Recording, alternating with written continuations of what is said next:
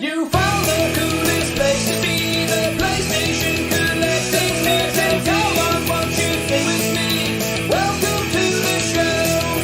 Gather round the boys and girls, collectors from around the world. Let's show the people what they need to know. Welcome to the show. Gonna talk again when we got the fans. Gonna put their knowledge to the test. Gonna laugh and eat, gonna live the dream. Gonna show you things you've never seen. Gonna sing the song to the break of dawn. Gonna rock this party all night long. So come on everybody, let me see you dance. Get yourself ready for one more chance. You found the coolest place to be, the PlayStation Collecting Season. Come on, won't you sing with me? Welcome to the show. Gather round the boys and girls, collectors from around the world. Let's show the people what they need to know. Welcome to the show. Welcome to the show. Welcome to the show. Welcome to the show.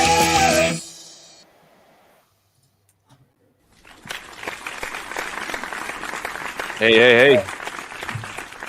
What's up, everyone? Welcome to Season 2, Episode number 25 of the PlayStation Collectors Podcast. And tonight we welcome D Street back to the show. What's up, D Street? Welcome back, man. What's up, guys? Glad to be back. Up, B Street. How you doing, buddy? I'm good as always, thankfully. After last month, there was a lot of, let's say, massive quantities of games that I picked up, if you guys have seen that last video. But other than that, since the last time, like, nothing's changed, really. So, but really, looking forward to I chatted this to month. Andy a couple of days ago, and he's like, yeah, D Street will make an awesome guest. He's got a 50-minute pickup video to show off. The last one, what was it, like an hour and 15 minutes? It was long. You know, you got some good stuff when the pickups is over an hour long. That is awesome, though. Looking forward to it. I love seeing the holy grails of PS2 sitting in front of the TV as well. I mean, what month is it again? It's October. It's horror month. It's October, so it's Oh, horror yeah. month right here. And I'll be Yeah. playing these for the first time ever this month as well. And I'm probably going to be streaming all three of these too. So that'll That's probably really be cool. fun.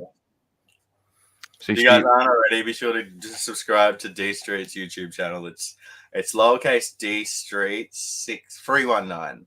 So definitely go and subscribe, guys, and we'll get him. You're almost at 1,000 subscribers, D Street. Go slowly getting there. Just slowly making progress and getting back in the swing of things for putting content on the channel.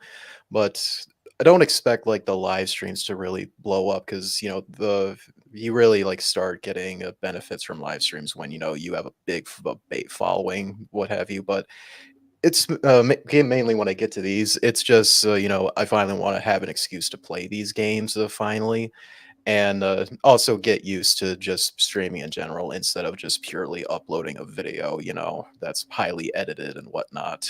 While live streaming, well, got to put myself out there and be careful what you say, or whoever walks in behind you hopefully doesn't ruin the whole thing, or worse yet, they unintentionally do a massive jump scare as you're playing stuff like that. I know Yeah, Kuwan I know, could yeah. be something like that because that has like random jump scares, I think, which is basically the screen flashes white. But hey, we'll see when I play it for myself, though, to see how much that I won't be able to sleep at night. I find That'll be fun, though. streaming is good to just talk to people while you're playing video games, and especially Yeah. one player game. Sometimes it can. I'm not saying it can be lonely, but it can be an experience that is a different experience when you're talking to other people, and I enjoy that. Yeah, that's one nice thing with live streaming is that when you have your viewers or like any of your say like your fans that have watched you consistently and they actually want to interact with you, then that's a good way to go about it. Like I know if say like maybe like 5 viewers that have come into my streams, I've like instantly recognized their names, and we always just chat of like what they got for pickups or just general topics and whatnot too. So it's always a good excuse to also like engage with your viewers and whatnot. It's one of the best ways to go about it, I find. Yeah, And it's fun, and it doesn't have to be about the game. You know, you can if you're talking to someone one week and they jump in the stream a few weeks later, you can continue having that conversation and, you know, talk about game pickups while you're playing something. And that's, I love that. I love just having, you know, those individual conversations, but it's, you know, part of this whole big thing that everyone's a part of. It's awesome. One thing especially about horror games too that I love streaming is, like you said, like it's a different experience. Like if you're sitting there all alone in a room, it's kind of more freaky. I feel like if you're streaming, at least you can kind of talk to people, be like, hey guys, I don't want to open this door. I don't know about you.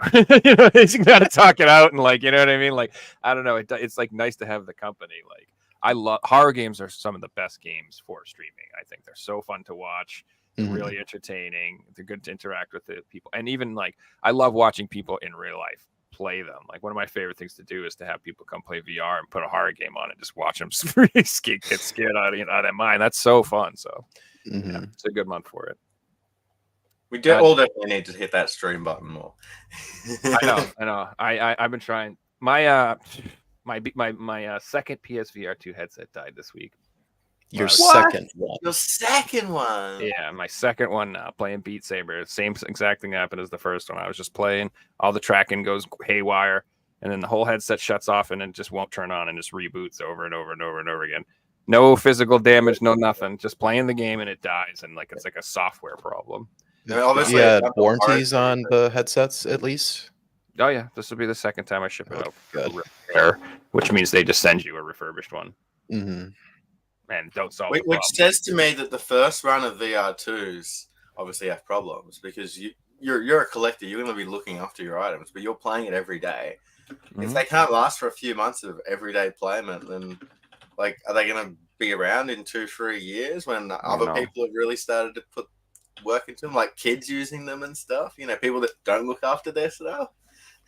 Yeah, I'm really disappointed with the build quality.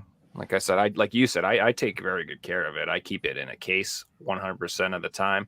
The controllers are always on the charging cradles. You know, everything's taken care of. It doesn't get dropped, and it's adult owned. No kids touch it. Nobody does anything to it. I'm the only one who uses it in the whole household. Nobody else wants to put on my nasty, sweaty headset because it's gross. So it's like, it's just, man, it's really frustrating. And yeah, you know, whatever, it is what it is. This, if it happens again, like, I don't know, I might reconsider the PSVR 2 period. Like, I literally might just like sell off my PSVR 2 games and get like a nice PC VR headset and call it a day, and just then be like done with Sony's. Because I don't blame you, especially after this. Now the second one died, like that, it calls into question of the build quality of it. That totally reminds me of the Valve Index, which I have myself ever since it was like a few months after Half-Life Alyx came out. But it is well known for that headset as well, that the like build quality is not well done, to where like components in it just fail over time. That the most common thing seems to be the cable, which can be replaced, but it is really expensive to replace the whole cable because there's a lot of stuff going on with it. You know, so much data, the power's going through it as well for the headset. So yeah, it's really unfortunate when it happens, especially as you said, Joe. You take very good care of it. I know I take very good care of mine as well, which is just being kept in a really well protected and well padded storage case when I'm not using it. And even then, it just stays in the corner whenever I want to feel like playing it, after like 2 months later, possibly. Yeah, it's sad. I don't know if it's like, I went on some Reddit forums and there was other people having the exact same issue, and they were all having the exact same issue with Beat Saber. So I personally think there is literally something wrong with PSVR 2 Beat Saber that is destroying the headsets. I'm just putting out a tinfoil hat conspiracy theory. I have nothing else to go on. But like, when I looked up the exact problem I'm having, the people who were having it because of Beat Saber. Exact same thing. So it might I think it's something. I think it's a software problem in the software thing that's screwing up the headset. I don't know. It may come down to a game like Beat Saber for being a game that people who do play it so often, and aggressively. That's the ones playing your VRs the most, so that's why you guys are seeing. Could be. The more functioning. Yeah, I mean, I put. I think I have like, I think I have 95 hours on it in 3 months playing Beat Saber, which isn't that much, but it is in Beat Saber time because that shit is tiring, bros. It's a good Well, I workout, would though. figure like an Yeah. hour of playing VR is Mhm. to Sony. They would assume just an hour playing PS4 and an hour playing VR is two different things. You know, they aren't expecting people to be using their VRs for 1,000 hours, and I'm sure they're not testing for those reasons as well. Definitely not. I mean, I don't know. I don't want to talk about PSVR 2 all night. I'm just gonna get salty about it. Let's talk about something else. What else is going on? Well, we have some bad news, unfortunately. So, just a couple of hours ago, it broke that Best Buy, as of Q1 2024, are going to not sell DVDs, Blu-rays, CDs, and video games. So this is going to affect us all, really. As we know, Best Buy are a retailer of limited run games. In particular, they stock variants, their own Best Buy variants. That won't be a thing anymore. Like, this is one Steelbooks retailer too, right? Yeah, they have Steelbooks as well. How many more retailers are going to just stop doing physical stuff? You know, Walmart, Big W, GameStop. Like, it just takes another one to be like, yep, let's just follow the ball rolling, and suddenly, you know, where we buy physical media from. This is the world we're in today. It's pretty scary. Depressing is what it is. I personally, I like Best Buy because out of all the companies that I buy from online, they are by far and above the most competent. Every time I buy their stuff, I get the right stuff and it's not broken. And I can't, that alone to me, it makes them my favorite place to order from, because every time ordering from Amazon, forget it. You're not getting, who knows what region you're getting. It's not, you know, it'll say ESRB, whatever. You're going to get whatever the hell they feel like pulling out of the stack. And then it shows up in a piece of tissue paper, crushed 9 out of 10 times. It's like destroyed. Like Amazon just, I don't know what it is, but the games, they just come destroyed. Not always, but more often than not. But I've just had amazing luck with Best Buy. Like it's never broken. It's like on time. It's never missing. I don't know. Just had good luck with them. And they also do have great clearances too. Like they clear out stuff for like $9 sometimes. Switch games for $10 if you're paying attention and you're there at the right time. So sad. It's unfortunate that for me, I never had a Best Buy around me growing up until where I'm living now. A Best Buy is much easily accessible. So therefore, I even missed out on the Gamers Club Unlocked thing where, what was it, like 20% off of any game you would go in to buy at Best Buy. So that would say like, say like any brand new game that's coming out this month here in October, you would be paying like what, $48 maybe, or maybe like $50, especially if you had like any other say like coupons to bring it down. You could be saving a lot of money on just buying games at Best Buy for quite a while when they had that membership. And I haven't seen like any other like retailers have another membership like that, unfortunately, because they probably realized like, yeah, a lot of people are really taking advantage of this and getting brand new games like way cheaper than they really should. Funny you bring that up. I used to work at a place called Woolworths, and part of working there got you discounts at all their different retailers, and one of them sold video games. So I was always getting 10% off video games. It was one of those things that you just kind of like take for granted until you haven't got it anymore. So in this case, Best Buy, if they do anything with selling games themselves, it's probably just going to be like you just see like a little booth of, say, like for the Switch, and it's just those stupid download codes that you'll take it to the checkout, and then they'll give you a receipt with the code in there. Why'd you go to Best Buy to buy that instead of just getting it on the online store? Yeah, What's the exactly. point? It's just a gift at that point. You like, spent more money on gas then for no reason if you didn't now, go to I Best would Buy ask for you anything else. something. Do you think Best Buy? No, I'm not too familiar with their business model because we don't have it over here. Do you think they would move to an online model with video games? Like, do they sell said they enough? wouldn't.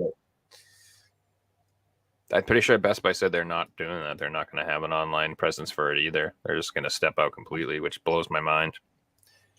They must be losing money, or like that. They must see these sales declining. Like, surely they don't just say we're not doing this anymore because we don't want to. It must come down to we're not making money on these products anymore, and we have to get rid of them. So maybe Yeah. keep an eye out for the next like few weeks, let's say, if they are still selling physical games, if for some reason they start having clearance on Oh some of that hell yeah! stuff. I'm gonna be Definitely keep an watching it like eye a out hawk. for your local stores if they they still have games in stock, and if they make any announcements that there's going to be any sales or clearance on that stuff. So definitely keep an eye out for that for the next like month or two, probably. Not God. just games, all the media is going to Imagine. be cheap, and They were if just you're like savvy, you can buy buy cheap two get two free all Blu-rays, Switch games. sell them on Woo! eBay, and buy video games with that money. So you can turn all that Mm. stuff into games. That'd be nice. So I don't know. I am 100% against the all digital future. I can't stand that this is going to happen, and there's a lot of reasons.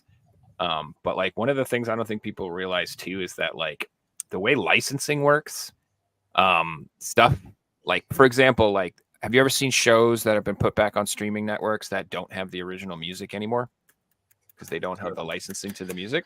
That's Uh, that's happened. I've yeah, seen that shows definitely does happen. they do not have the original music from what you used to watch when it was on TV, and like that sort of crap's going to happen too. It's like the perfect like and like what It the is new Grand happening. Theft Auto, Yeah, the new Grand Grand Theft Theft Auto. Auto makes couldn't have the music. That type of stuff is stuff that people don't think about, and these companies are not going to pay to do that again, just to put it on streaming for you. And so, as far as preservation goes, you're going to lose the ability to see stuff the way it was originally intended to be seen. It's like how hard it is to find the original Star Wars that hasn't been messed with.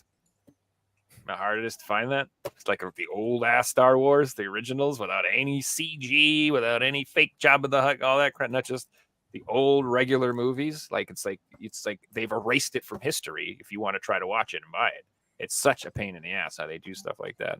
Mhm. And then with TV shows, I know with like Friends, they edit scenes now. That if something happens and this doesn't happen in 2024, so okay, we'll edit that scene, use AI to blah blah blah, and put in a new scene. Like that's happening, and people are just accepting it. Like, for me, Grand Theft Auto Vice City is a different experience without the original music. I'm sorry, but it's not the same. It's not as good, and I'm not going to spend my money on something that was better 20 years ago and I already own it. Like, I'm not going to support that.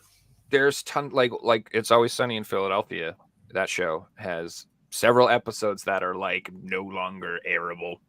They're like considered like no, you can't put them on anymore, and so that you're just not going to see them anymore on streaming and on TVs. They just like if they don't exist. Whereas if you go down the old Best Buy and buy season 4 on DVD or Blu-ray or whatever, they can put whatever the hell they want on there, and you can watch whatever you want. And it's like another way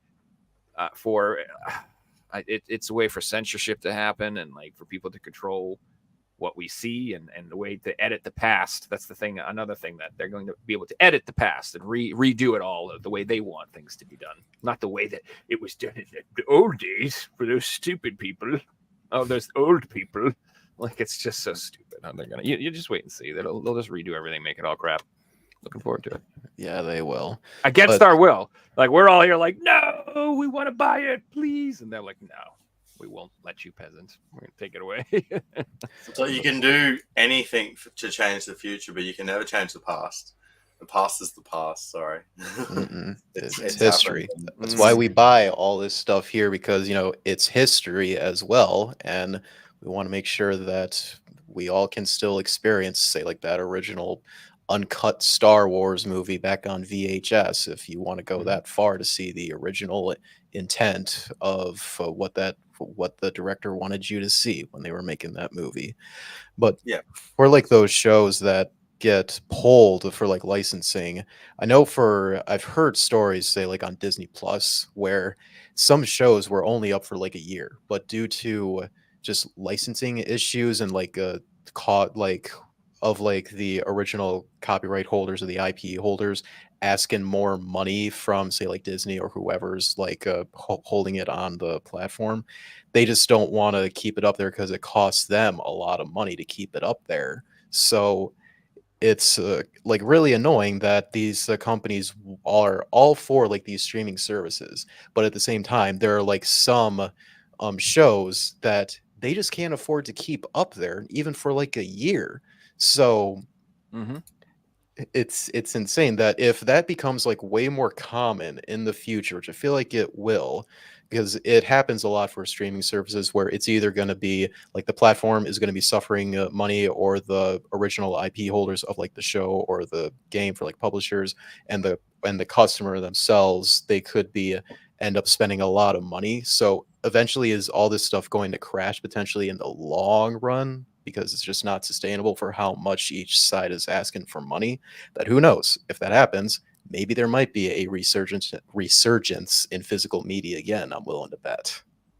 We go full circle.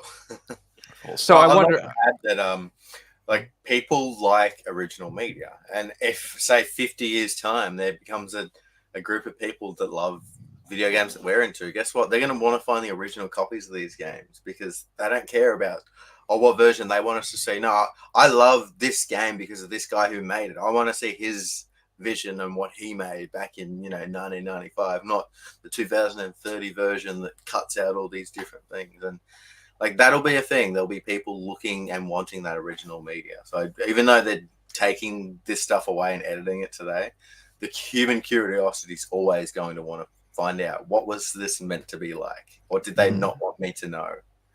No, there will always be like the vinyl scene, how it had that huge resurgence. Vinyl basically died in the 90s, and then it came back, and now it has like a niche audience, but a large audience. It's pretty It's popular, outselling you know what I mean? CDs Finals right now. outselling Yeah. CDs, yeah. Yeah. Well, yeah, that's yeah. So I feel like there will always be that market for this sort of thing. It's just what video games is different because it's not like I don't know, the production cost to make games is so much, and then like if companies aren't producing the game, I don't know who's going to do it. I think that it's just going to be like little printing labels like Limited Run and little companies that are just releasing games for as long as they can, until yeah. But if they make they'll enough swell up. money, a big company will come along and be like, well, these guys are making so and so, we can do this, and we own AAA, let's do it. So maybe a big company will get back into it one day.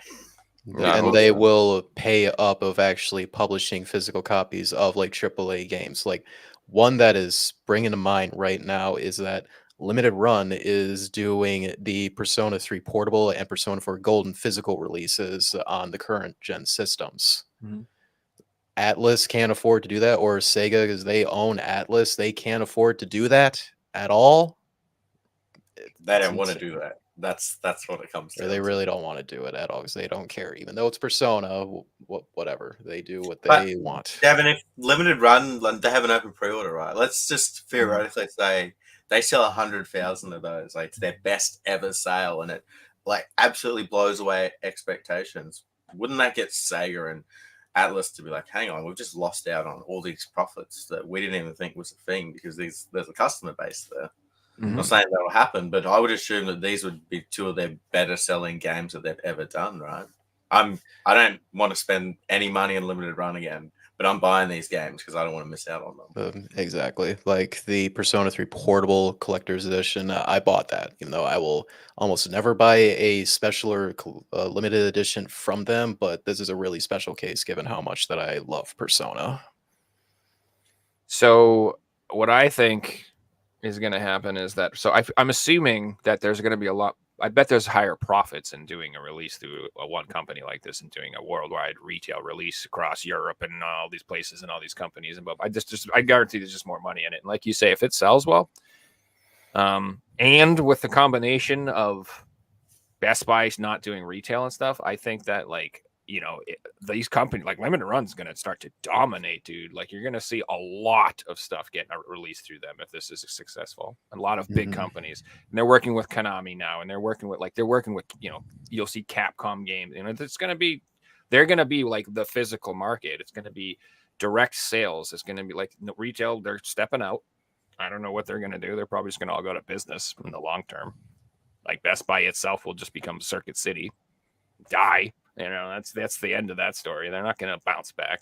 GameStop has been like a zombified company that has been thriving on memes and fumes for fucking like the last couple From years. game stock, it probably Game went under. stonks. Yeah, exactly. It would already be dead. It's a reanimated corpse at this point. So I mean, it's going to die. So I don't know, man. I think it's just going to be all online direct sales from these companies, and that's all we'll have. we'll be at their mercy, waiting for years for our games, or you buy them digitally day one, boys, and we'll be those old timers. And I hate that already. Like if you're like, it sucks when you want to play a game and everyone's playing it for a year before you get your game. Everyone's done playing Shredder's Revenge for like 6 months before I get my copy. Am I going to play? No. Okay. And then so you get the FOMO, and then you end up buying the digital copy while you wait for your physical copy. It's a bunch of BS, man. In particular, online games, because if you're not playing from day one, you're behind the 8 ball, and it's going to be harder to catch up, and you're not going to meet up with other fighting good games or something. You're going to find it even harder. And Fighting games, what's the yeah. point?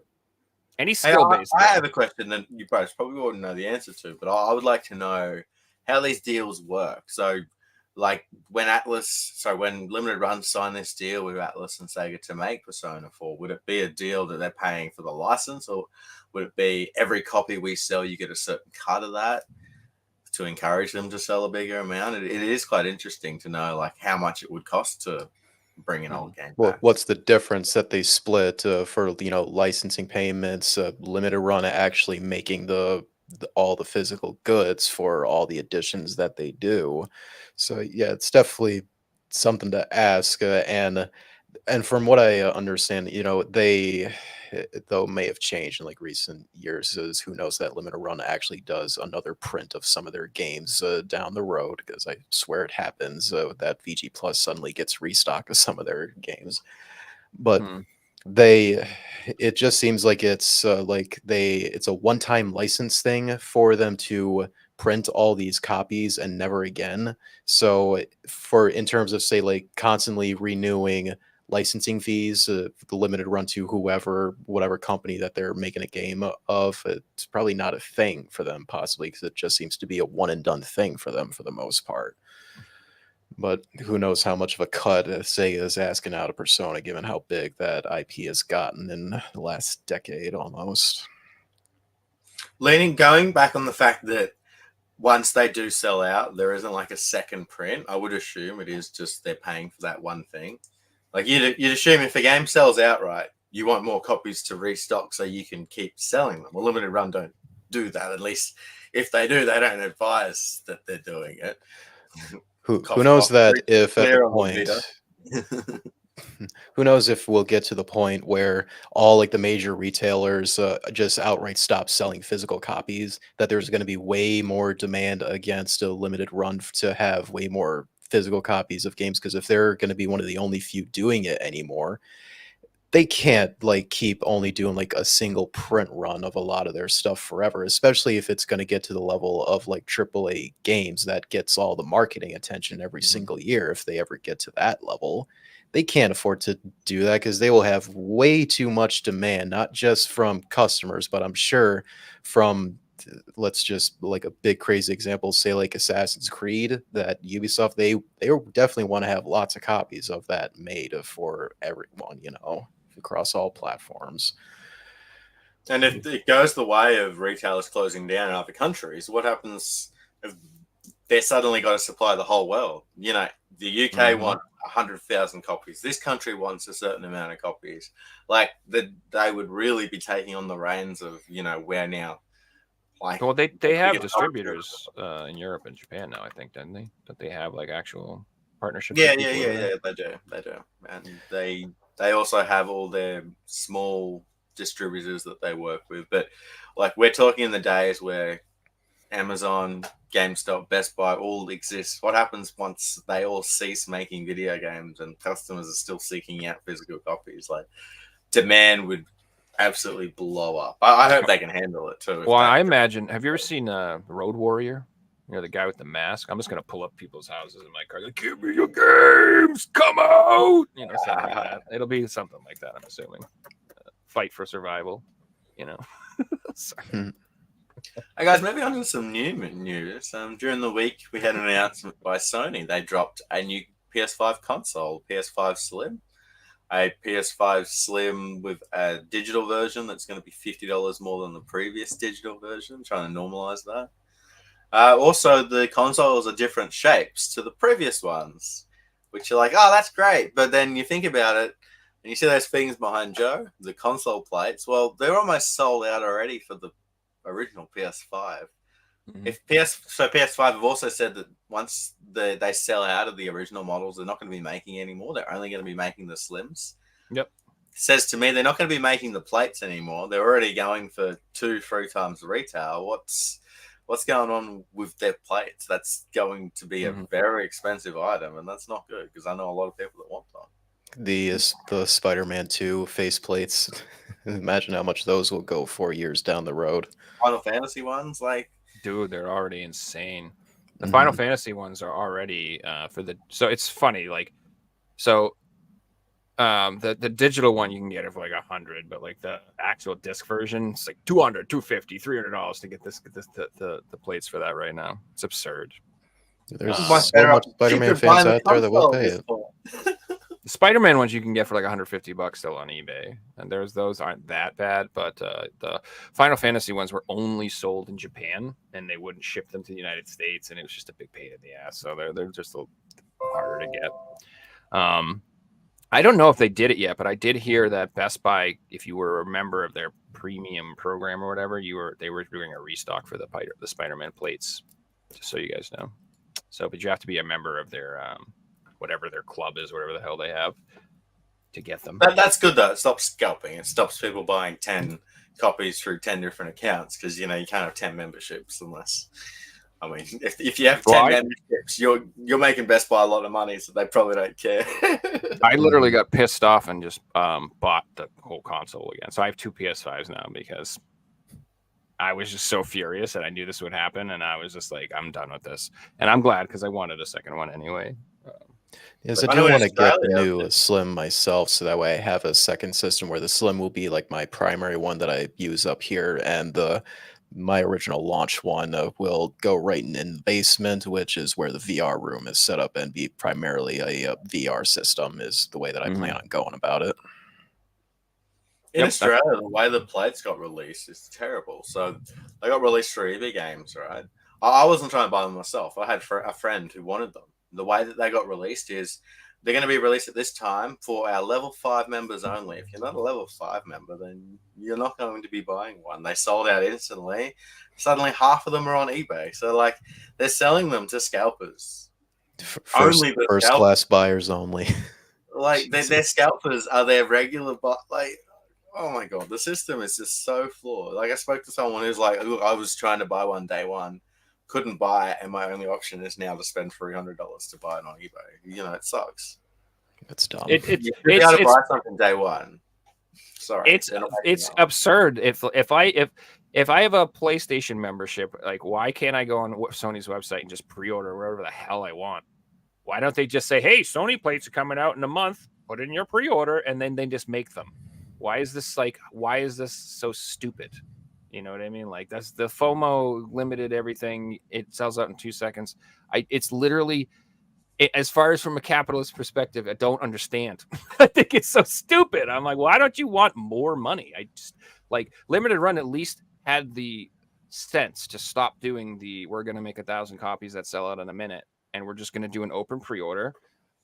And everybody who wants one gets one, and then that's the way and that's it. Then we're done. And like, people may not like having to wait for their stuff, but that is by far and above the most reasonable way to do things. And you have like most of the time it's like a month long to decide if you want to like pre-order one or not on the Limited Run site. And even then, if you, like in my case, $200 for that Persona Collector's Edition. Well, I have, at least a month to make sure I'm financially good to make a big purchase like that, even though it's going to take a long time, probably like a year for that to come in possibly. But it's good to know, I do have an option to like really think it over before spending that money compared to say like those plates that if they're any like limited edition ones, they'll like announce it. The orders go up, say like 30 minutes later, and you got to decide right now if you want these or not. Because they sell in less than 2 minutes. Like the websites don't work, and you're crashing, and you're in line, and your checkout doesn't work, and everything. It's just oh my God! How many times have you guys been? Just for can't buy what you want. Just to buy a cosmetic for your system at the end of the day. That's quite common in not just systems. Like, there's games now that are releasing it. They're not announcing it. They're just releasing it. It's for sale. And freaking Final Fantasy Yeah, if you don't buy it, it's sold out. You have to have the money today. I woke up at 7 a.m. and it was like, oh, sorry guys, sold out. I'm like, why are you releasing at 3 in the middle of the night? What are you doing? Or how about the Pixel remaster on That's what I'm on talking about. PS4? Yeah. Yeah, that's what I'm Because talking about. was it like 1 or 2 in the morning? Those went It up. was like 11 p.m. Eastern time or like midnight Eastern or something. Middle It's of like, the night. thank God I was a night owl that night to get my copy I have up on top of my shelf here. Because I knew it was gonna sell out fast, but man, I was up at the right time, or at least saw the email from Square Enix's store pop up at the right time on my phone to place my order for that. But It's now $1,000 game. yeah, it's, oh my God, the price of that is growing fast on the secondhand market. It's insane. It literally is insane. It literally is beyond reason. Like as soon as that came in, the one that was delivered, that like instantly became like top 3 or 4 most expensive games in my collection. All of a sudden, a brand new game right in the mail like that. That's crazy. But like, if It- you're Square Enix, right, how can you sit around a board meeting and say, "Hey guys, this game that we only sold a certain amount of copies on, if you go on eBay, there's 150 listings and every single one sold over $500. How can they not say we should be reprinting this game because the demand is insane?" You Like, could be they selling wouldn't $500 collector's editions and be selling those. Think about It's- you know what I mean? Like, god damn. Yeah, it's one of They their could sell 2 them for more flagship money and we would franchises. still buy them. Like, they could put them up for $150 and say, "Hey guys, we know they're expensive on eBay. We've paid to get more. They're going to be a little bit more, but they're way cheaper than eBay." I would still buy one. I'd be a bit Yeah. grumpy, but I'd still buy it and I'd be happy at Yeah. the end of the day. Who knows what happens at the board meetings for that particular company? I mean, you remember like for the last like 2 years, their wonderful CEO was really pushing NFTs, if you remember that. Hmm. We'll see if that actually comes to fruition, but I swear to Yeah, God, but, there's a lot of these people that these companies resent the fact that everybody loves their old stuff. And Nike, Oh, it's like a band that's like doesn't want to play their hits anymore. They're like, how come no one likes the new album? Why not? Come on, guys!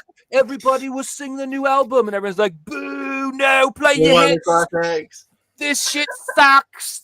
You know, and then and they're just like, okay. But I swear to God, they have like especially Sony. Like he's there, like nobody likes our old stuff. Why would anyone want to play that crap? And everyone's like, dude, oh, that Like, lovely all quote day. from Jim Ryan. seriously. I'm Thank imagining God a he's board gone. meeting, that meme where they got 3 people sitting at a table. One's like NFTs, one's like digital only, and then there's a guy who gets kicked out of the window is like, let's reprint the Pixel Master Collection. Yeah, exactly. Yeah. Gosh. I honestly want them to reprint it just to stick it to the people who are doing this. You guys are nuts. Relax. $1,000 for this stupid game. It's like you can buy all of the actual games and the consoles for like that much money. Probably you could buy like a Nintendo and a Super Nintendo and all the carts and the Super. It's for $1,000. Damn, dude, what do you don't need? You get a nice CRT, you get a little upscaler, you know what I mean? Like you could freaking a lot of $1,000. What is it? I don't understand what is like whatever, you guys. I mean, it doesn't have to make sense. It's collecting. Does any of this make sense? No, none of this makes sense. But Not- Yeah, not like, to I the want that in normies. my any of collection, this makes but sense. there's a price that it doesn't make sense anymore, you know. But unfortunately, there's people out there that it still makes sense to them because they want it for their collection, and that's their collection. And you know, if you've got disposable money, then you've got a good on you. Well, that's the problem you get into when you're like, I want a full set of something. If you commit, now you're committed to shit like this. Whereas me, I can just be like, I have my little Switch copy for like $69.99. And it plays just fine. And if I ever would like to take, and I can open it and I don't want to cry, I can open that thing and play it. And I'm like, all right with it. If you have that PS4, you're not opening that. You'll puke. You'll be like, whoa. You're not going to be, it's like, how can you, I don't know. Sean Powers can, but nobody else I know that can open that stuff. Like, I just couldn't. I couldn't. If I got a copy of that game, no way I could open it. Maybe if I got 2, but even if I got 2, I would feel terrible opening one of those once it gets to be that expensive. It's like, I would add though, Joe, the value of an open copy would be pretty much the cheapest sealed copy on eBay. Yeah. It's like when It you would see still be worth open a shit limited ton, run yeah. games for sale. An Mhm. open limited run game Mm, is pretty much sells for the cheapest sealed copy of a limited run game. You That's don't fair. see open limited run games. That's not a thing because people that open them want to play them and keep them. It's the Mhm. people selling them keeping them sealed. You know, so it almost is if you open it, it still has its value because 90% of the people buying it just want to own it. They don't care that it's sealed or not. You know, That's how I am.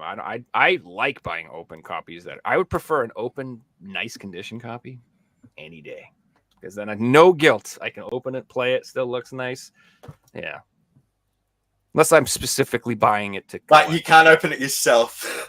No. Someone else has to have opened it first. Yeah, and then it's like there's no guilt. Exactly. It's like, oh well, this is just. It is what it is. So I said, you send me all your games, I'll open them and get and then I'll send them to you, and there's no guilt, and I get my addiction. I want you sniffing all my games, buddy. What's being stored in those that caused you to whiff like that? Good God. Bigsy's So addicted You to stole new the ones merchandise and new then games, no. screwed me over. Honestly, Bigsy's I gonna haven't be opened a steel game in so long. Bigsy's gonna be in Best Buy on the last day, just opening all the games and smelling them like, no, I need my fix. No, you can't take it away. Cyrus is asking, what's your craziest purchase for the collection? That's a good question.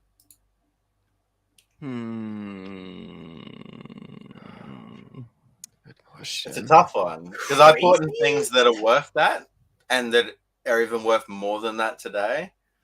But then there's things for the collection that I've definitely bought that like it's like there's no reason bar like getting a full set to buy that. So okay, Odin's Spear for the PS3 for me. Not the most expensive game I've ever bought, but I paid $180 for it because it was the final Oz Power game for a full set.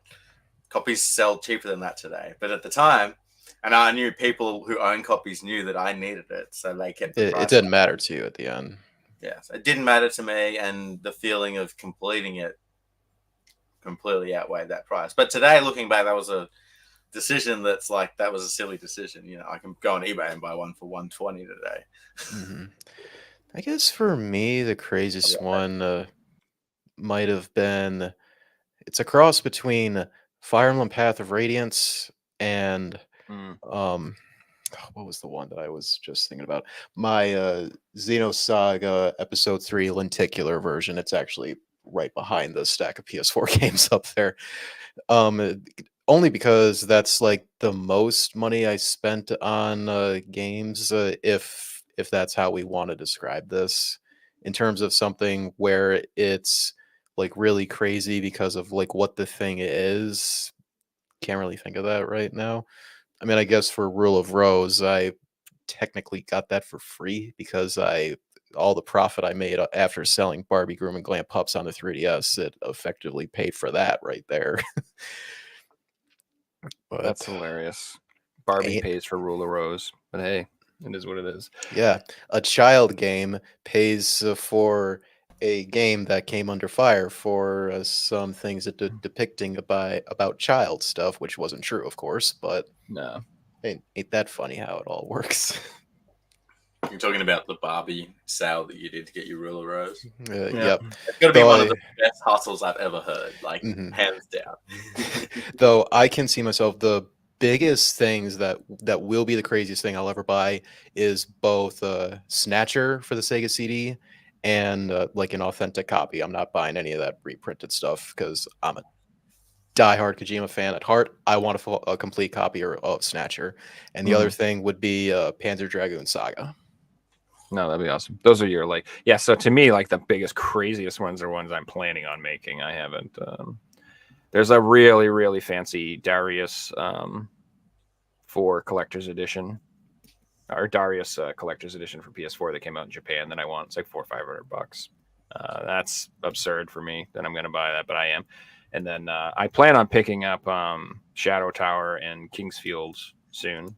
1 and 2 on PS1, all 3 of those. So that'll be very expensive to get all of those. But I'm planning on them at one point, and now it's just like I missed the boat. I'm saving up for it. I'm trading some stuff. I'm selling some stuff. I'm making it work in my mind. I'm not just going to pay retail and it is what it is. You know, gotta find some deals because you can find. I can get I've seen Kingsfield 2 reasonable. I've seen some good deals on Kingsfield 2. Kingsfield 1, not so much. Shadow Tower, no deals. Shadow Tower I saw in one of my local stores, and oh my god, it is insulting of Mhm. the price it's selling for combined with the condition of it. It's like the manual itself.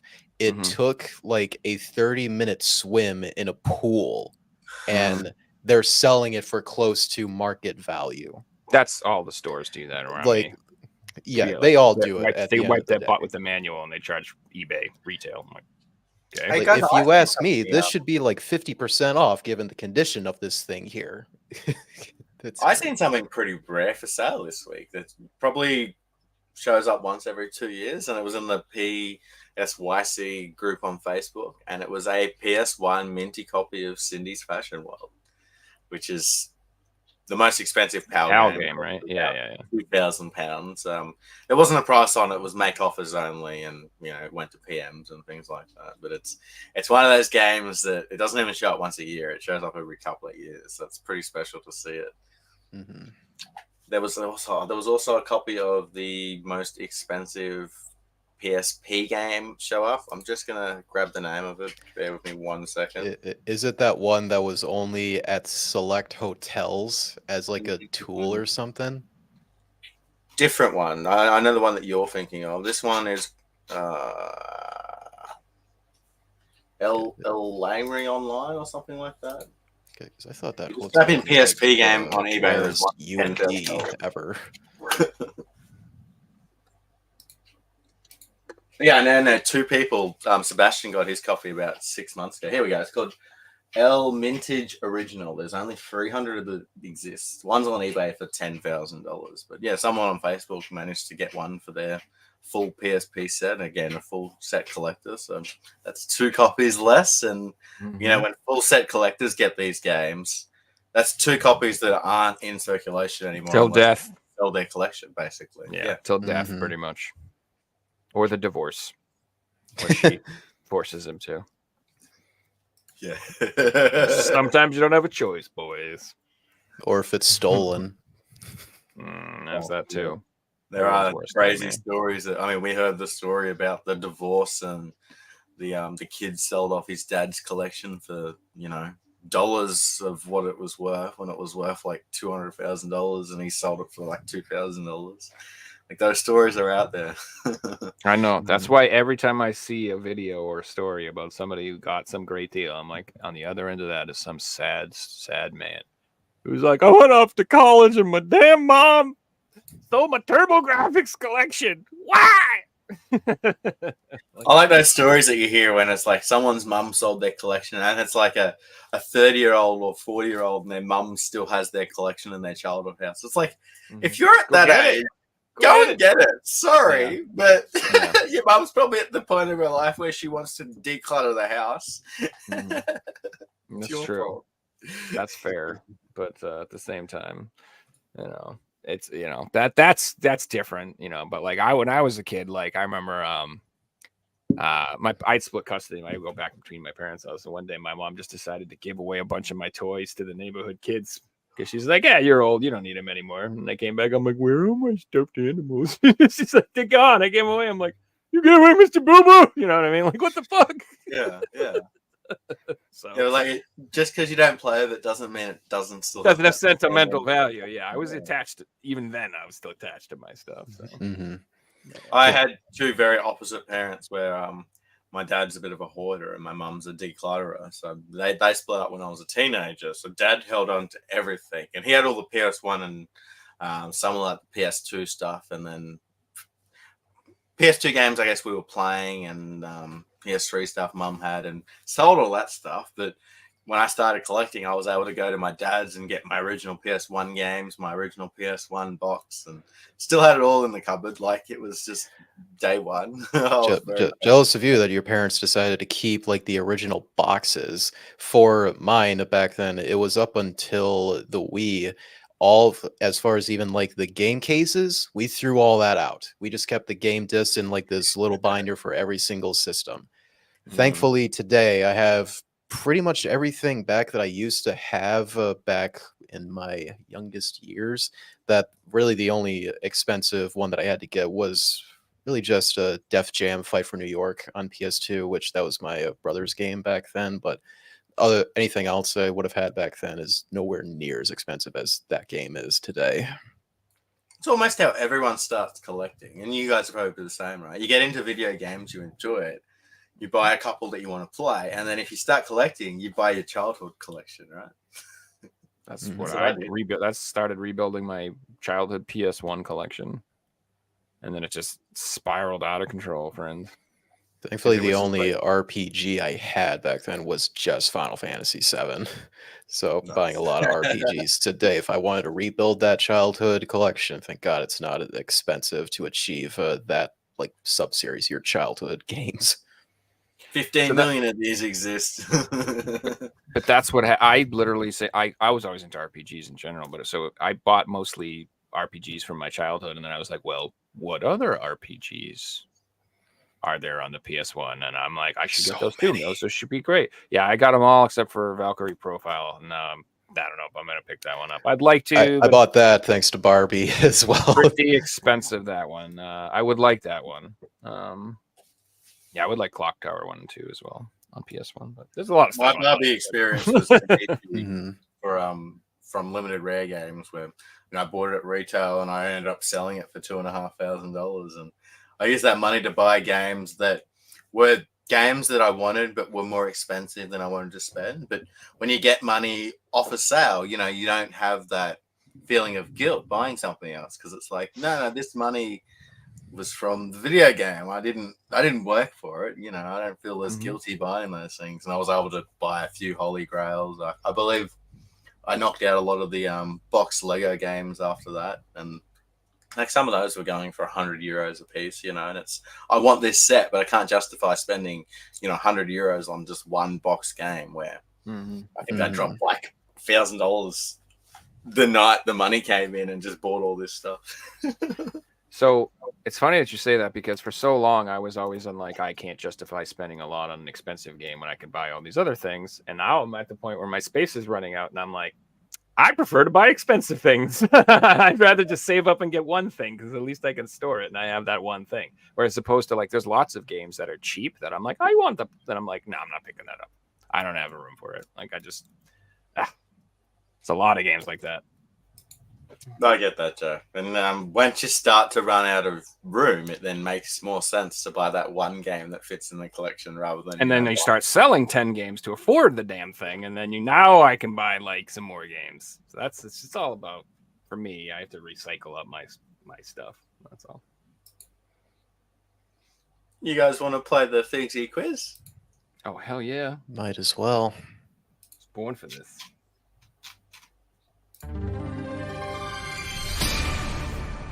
That means chat, you guys are going to be playing as well. Let's get the chat score up. Bear with me 1 second. I'll just put it on the screen. That'll be easier.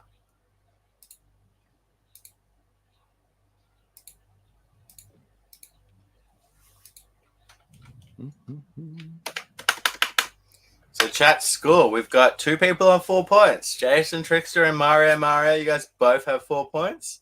Banfi has 3 points. The Collectionist and Cyrus both have 2.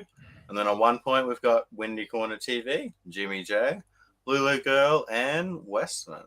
So first person to 5 points will win a video game shipped anywhere in the world, meaning Jason and Mario, you guys have the chance to win a game today. So good luck. Once someone wins, points will be getting reset, and we will have a new competition, just to let you guys know. However, today's chat question, we need the full video game title.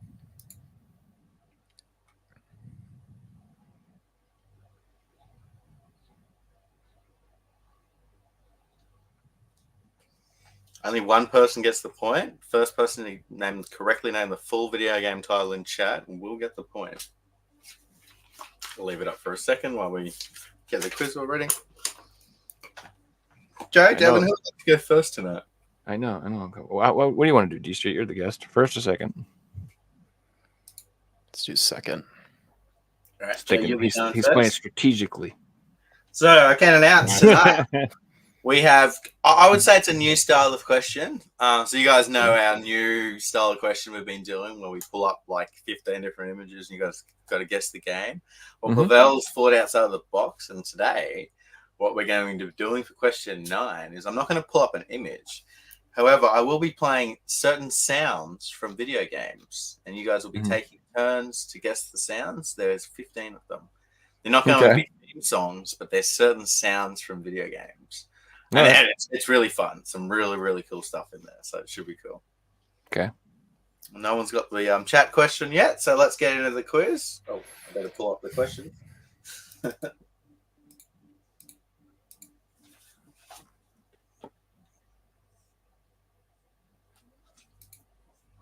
All right, Joe. Question number 1. How many PS3 games have Ratchet from Ratchet and Clank as a playable character? Is it 6, 7, 8, or 9?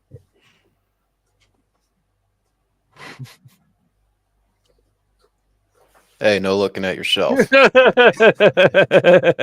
are you talking about?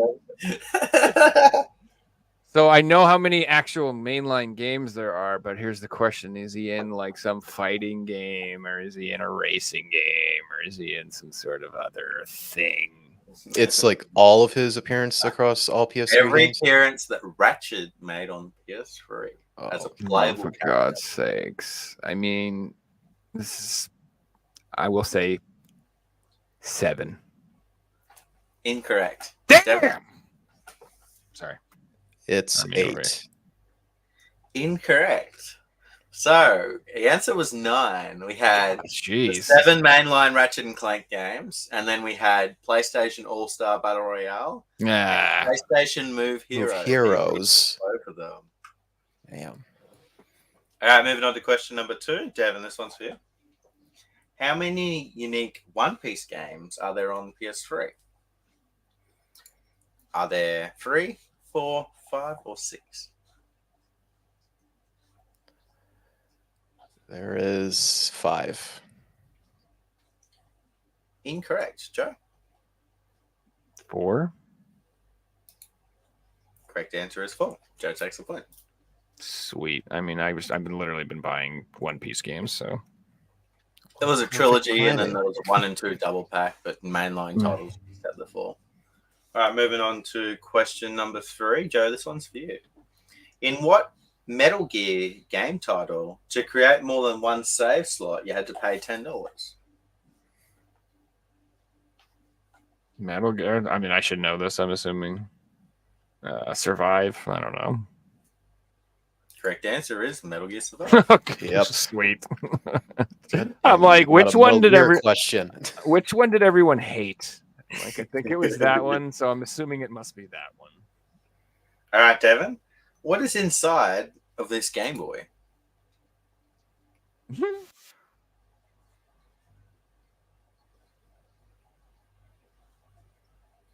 That's Bomberman. Well, it is Bomberman. That's not the answer we were looking for. Joe? Like, what's like it's like a swatter. It's like a swatter game. Squirt gun game thingy. Like, you squirt the little things up. I mean, I don't know what you're asking. Well, that's not the answer, so Okay. you might be thinking like that's not what it is. So Then I don't know. So the correct answer was shampoo. That's shampoo. That's shampoo. Okay. All right. All right. All right. Well, How does it Before come we move out? on to question number 5, I can confirm that we have a correct answer in chat. And getting 3 points, correct answer goes to the Collectionist. Well done, Nice. Collectionist. And the answer was IL2 Stummovig, Birds of Prey. That was a tough one. very nice. Yeah, I knew the Birds of Prey, but I had no idea what that first part was. Collectionist goes to 3 points, and you are now 2 points away from a video game. This is getting exciting. That is, yeah. All these people be on 4 points. All right, moving on to question 5. Joe, this one's for you. Okay. What does YLOD mean?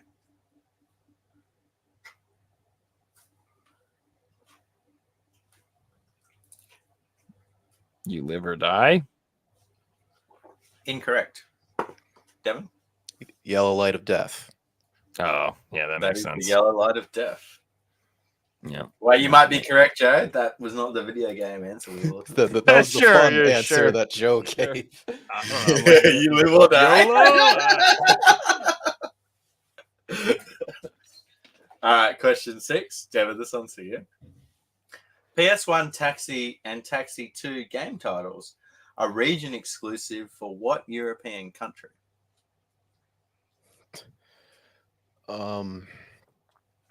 Taxi games, these are? Taxi 1 and Taxi 2. I'm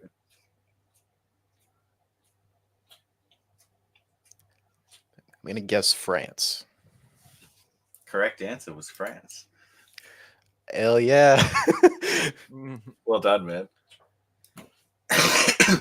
How Alright, many moving on to potential question answers you could give for Europe, you know? Oh my yeah, God. no, you did well. There's 54 countries in Europe. You did well. I was gonna say You're like, I only Luxembourg. know 2 of them. Yeah, only 2 were coming to mind. The other was Spain. All right, before we move on to the next round, we'll get a quick score update. Joe's out on 2 points, and Devin's also on 2 points. Game on, guys. Very So this exciting. next round is going to be guess the covers. I'm going to show you guys some photos, and you have to guess the game covers from the photos. Joe, here is your picture for the week.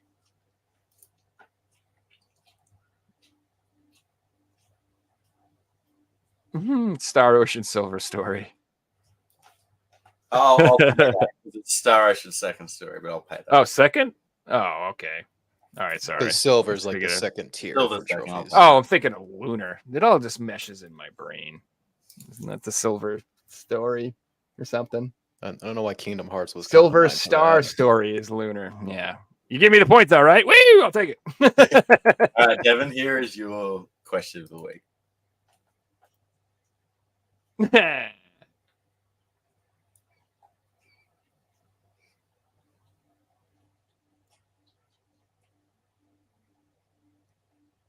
Why is it so hard? It is hard, though. I don't know. Of just 2 images still. It's still hard.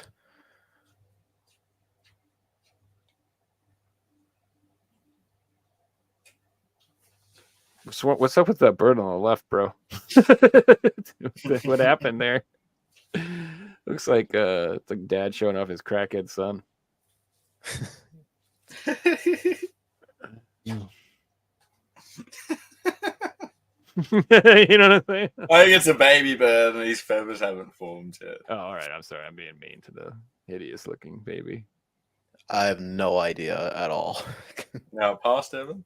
Pass, yeah. All right, I'm Joe? terrible at these things. Dude, this is a tough one, man. And yet it's still only 2 pictures.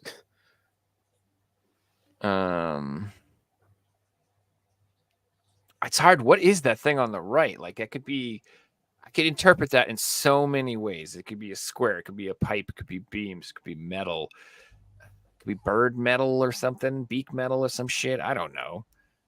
Something metal, something flying metal, bird metal, flying beak squeaking. Final answer, Joe? No, I got nothing. No. I want one more time on the clock. All right. Have 10 seconds. I believe it is. I don't know.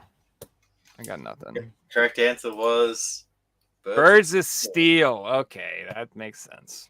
That's what Never heard of that game. All right, guys. Before we move into our final round, just a quick score update.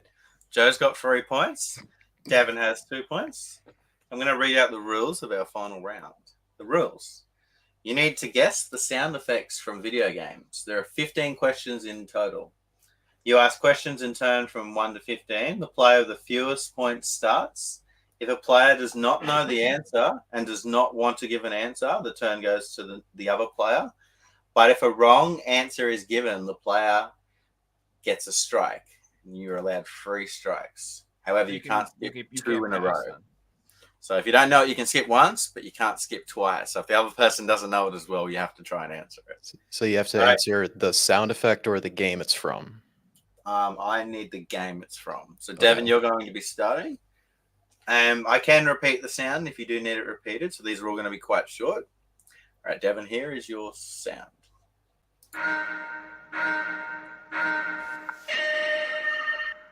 That's Gran Turismo. That is Gran Turismo, correct. Joe, number 2.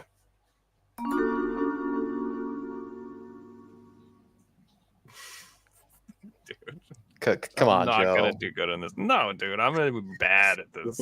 I mean, I love sound design in games overall, so I may have the You're gonna advantage here. crush me, then. You're gonna crush me. I don't know. No All right. idea. Do you want to pass or do you want to answer? I want to pass. Okay, Devin. That's Tomb Raider, PS1. That is Tomb Raider. That's the secret shrine sound. All right, question number 3. Devin, this one's for you.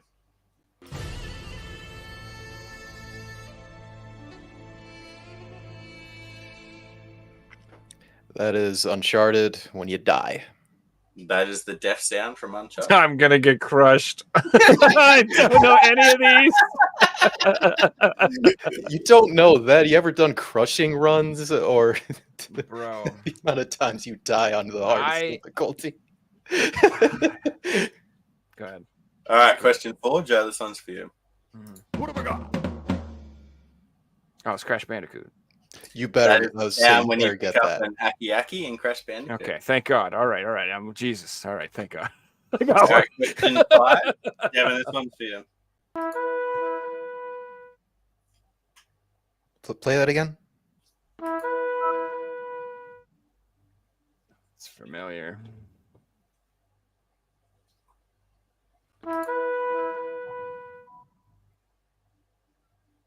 God, that's so familiar. Is that from Dynasty Warriors? Devin's got a strike. No. Joe? God, it's some type of building sim game or something. Like oh shoot. Oh Any of God. it? I know it, dude. It's in my brain. It won't come out. It's killing me. Oh shoot. Is it Warcraft 2? Joe Something like has that? a strike. Damn it. Now, because you both got it wrong, you guys can choose to pass, and we will go to another question, and we'll come back to this one at the end, or you can attempt to answer it again. It's up to you. So I will play the sound. I know the sound. I played that game. I know it. I just can't tell you what it is. I pass. And Joe? No. I'm not taking All another right, straight. we'll come back to that one at the end. So the next one, Devin. Major fracture detected. That's Half-Life. That is Half-Life, correct. Joe?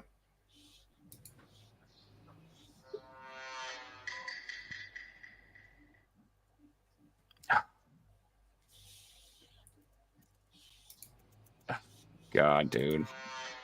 They're all so familiar. I know This it. is familiar, yeah.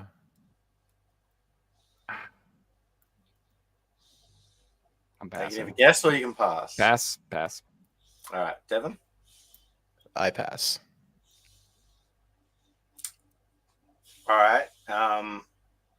You didn't plan for this.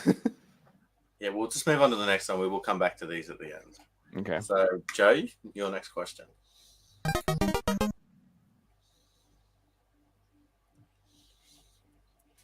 Definitely NES.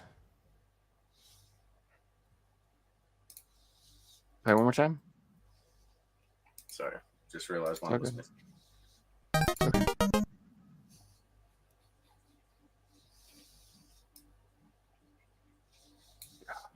Definitely NES, dude. I don't know. So you can either pass or guess. Donkey Kong. Joe's got another strike. Devin? Duck Hunt. You know, that douchebag dog? That is from Duck Hunt. That is correct. All right, question 9, Joe. You are on 2 strikes. So Yeah, you I'm have screwed. strike. We lost Dude, this is so hard. I can't place it. I know it all, but it's like, oh man, good.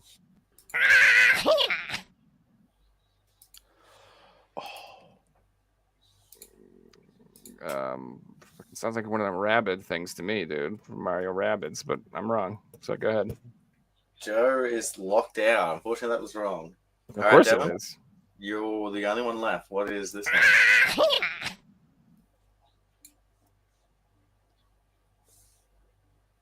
You can pass if you like, or you can attempt to answer. You'll pass this for now. All right. Yeah, you can't pass this one. Navi from OOT, Ocarina of Time. That's I knew correct. that one, bastard. That's the only one that instantly sprung to mind, I take it. All right, Joe. Unfortunately, Joe, you're out. But Devin, I'm here dead. is I'm your done. next one, and you can pass on this one too.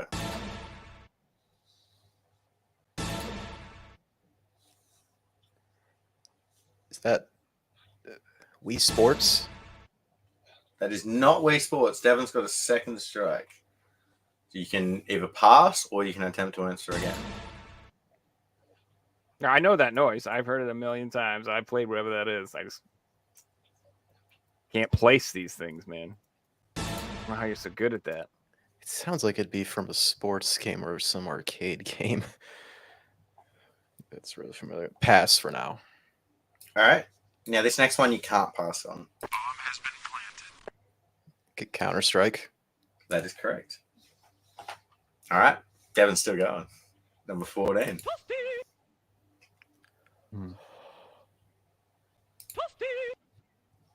God damn it! I know these. I should have just shut up.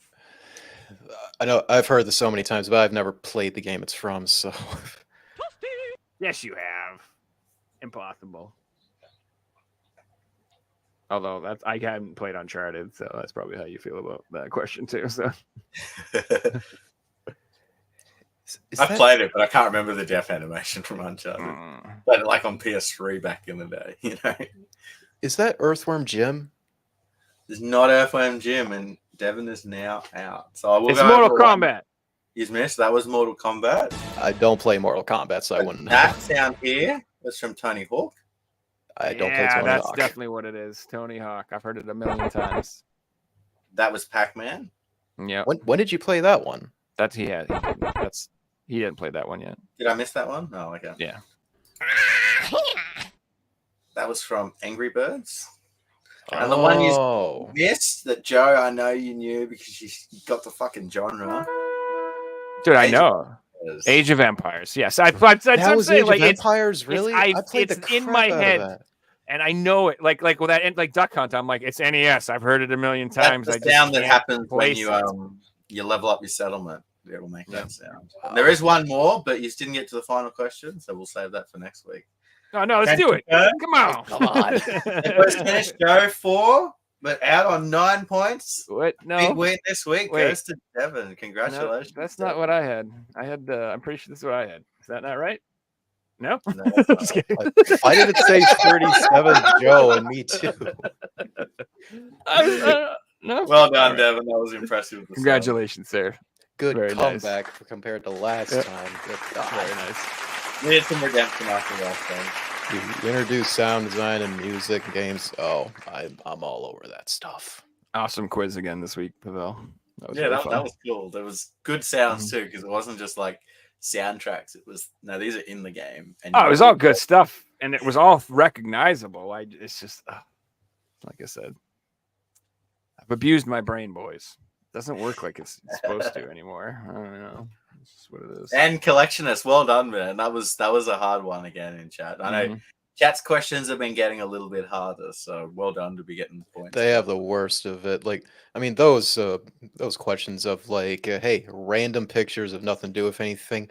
I can't do that worth shit. I'm terrible at that stuff. So I I'm glad love I'm not those in ones. chat for that. Hey, Dexter, I wanted to ask what you've been playing, man. Well, glad you asked. Last night I finally played through Police Knots for the first time. Oh, nice. Nice. And that was with the official PlayStation mouse that I got like a month or two ago. And safe to say, it's probably the weakest game Kojima's ever made, honestly. It's still a good game, keep in mind, but it's not memorable at all. I could only name like one thing from that game that would be like very iconic and memorable because like say like MGS 1, 2, 3, like there's so many memorable moments in those games and it's still so much fun as well too, especially MGS3. But Police Knots is just yeah, that was a good story and the setting was cool and the two main characters, Jonathan Ingram and Ed, they were pretty likable characters, but it's just a game like yeah, I played that and I'm probably going to forget about in like 2 months possibly. But regardless, very happy to finally play that game because Kojima is my favorite developer ever. And then what I plan on playing next will, I don't know, probably one of those 3 games, possibly, or maybe this game, Cold Fear, or Oh, maybe that's the one. Parasite Eve, possibly. Parasite Eve, I played like halfway through it, maybe like a year ago. I don't know why I didn't finish it at the time, but hopefully, like this month, I'm gonna go back and actually play through this finally. That's I really enjoyed. I Cold want Fear, so. I want Parasite Eve to have a remake more than anything. That deserves a proper PS5 HD remaster, rebuilt from the ground up. Absolutely. Like, That's the one IP. Screw The Last of Us. Give me Parasite Eve. That's the one IP Square Enix owns that they need to bring back is Parasite Eve compared to anything else that they own, in my opinion. I think it would be a huge success. No, I'll disagree. Sleeping Dogs needs to come back. We need a Sleeping Dogs too. I'm surprised they didn't make a sequel to that. That game was pretty fun. Yeah, it was awesome, and they didn't. And it came out in 2010, and it was so like awesome for its time, and like the Yakuza series blew up. Why didn't they do a second one? Like, come on. I would put it down to it. They put out a GTA clone, and it didn't sell like a GTA game. That's why they didn't put a second one out. So it's a pretty high bar to set for yourself. But... Oh yeah, Saints Row tried to do that and it seemed like it definitely had its audience, but it's now just a dead franchise. Personally, I never liked Saints Row. I've always just preferred GTA for those types of games, but it'd be nice to have, alternatives of equal quality.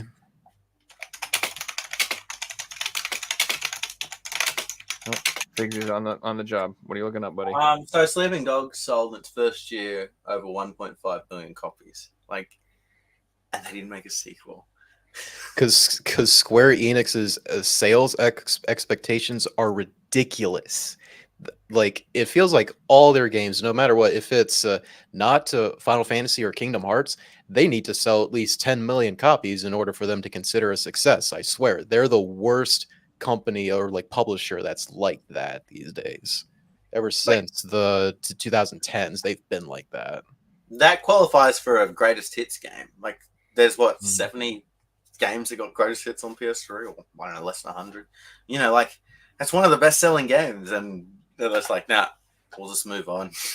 Well, at least they That was made fun a while it definitive lasted. edition. Like, they don't of even it make later on. games like that anymore. It's disappointing. I love Sleeping Dogs. I talk about it on this podcast all the time because it's such an amazing game. Well, That's as one of much the as things Joe that, does for Brave Fencer Musashi. I love that game. I plan on getting that pretty soon, hopefully, whenever I find it for a good price. But I'm itching more and more that I finally want to get that game and play it for myself. So I would love to have that. Like, I don't want that remade, but like a graphic spruce up, a HD remaster, Brave Fencer Musashi, that'd be great. Same voice actor. Oh, I'd love it. What, you don't like can't remember the person that plays the main character, but it's the same person that did Ash Ketchum, right? I think so. It sounds Maybe. very, very similar. So they do better not sound change extremely that similar. voice actor right there, because whatever he plays, or I think it's a woman that I think it's a plays him. woman, yeah. Like, don't change any role that person had. It's always iconic whenever she plays a character in anything. Yeah. But talking about Lectionist Sleeping says, Dogs. wasn't Sleeping Dogs technically just True Crime 3? I technically it was, really, but like completely different games. But yeah, technically right there. One of But the you things didn't have to play True Crime games to understand Sleeping Dog. It wasn't like stories continued or anything like that. It's in a different continent, I think giant open worldy type games just cost a goddamn fortune to make, so that's why they have to have those insanely high expectations for sales figures. Whereas like a normal budgeted game, they would be more than happy to have that, if that makes sense. But Square doesn't do any like low budget anything. So I just, I think that's a problem in the game industry in general. It's just like some of these games just cost too damn much to make. And so then they have to sell 10 million of them to make money. It's the same problem Walt Disney has with their movies. It's like they're like, they made 100 million, and everyone's like, oh, yeah, they lost Cost 50. 500 million to make. Yeah, how'd they lose? Well, because it costs 250 to make, 100 to advertise, and they only made 180. So it is. Well, like a Mr. Beast video, how he spends $2 million to make these videos, so they have to get 100 million views, or can't make the next one. Yeah. But it is a good thing. Like, I know GTA 5 at the time was the most expensive media ever made, and obviously it made, bank. So they're going to be putting in money on GTA 6. It'll be the most expensive thing ever made when it comes. Just imagine when they do like upload the first like real trailer for that game. It'll break the internet. It's going to break the planet, for God's sakes. If GTA 5 was anything to go off back then, and it's still like one of the best-selling games today, or like games that like whatever that chart is that we discussed last time, where like what's the game that has sold the most with throughout like this month, like GTA 5 is almost always there. Yeah, every single month for the last more than 10 years now, GTA have been in like the top 10 sales. Yeah. So just imagine games that make it once comes out. Imagine if that was a song. One song had been in the top 10 from 2013. It's still a top 10 song. Like, that is unheard of. Songs do it for Imagine if that song was Mbop by Hanson. I don't know that song, honestly. But like you couldn't have a movie in the cinemas for 10 years. Like, that's what we'd be looking at, like a movie that is still being shown. People are still selling out. Get it out of theaters. You guys showing GTA 5? I know it came out 10 years ago, but we still want to see it at the cinemas. Like, that's like buying a game at retail price 10 years later. That's weird. And whenever I do go to my... A minute ago, I had a meme that Pavel shared about Ash Ketchum. When you're 47 and you're still trying to catch them all.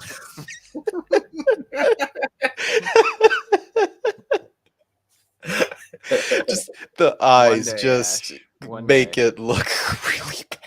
The bald head. Oh my god.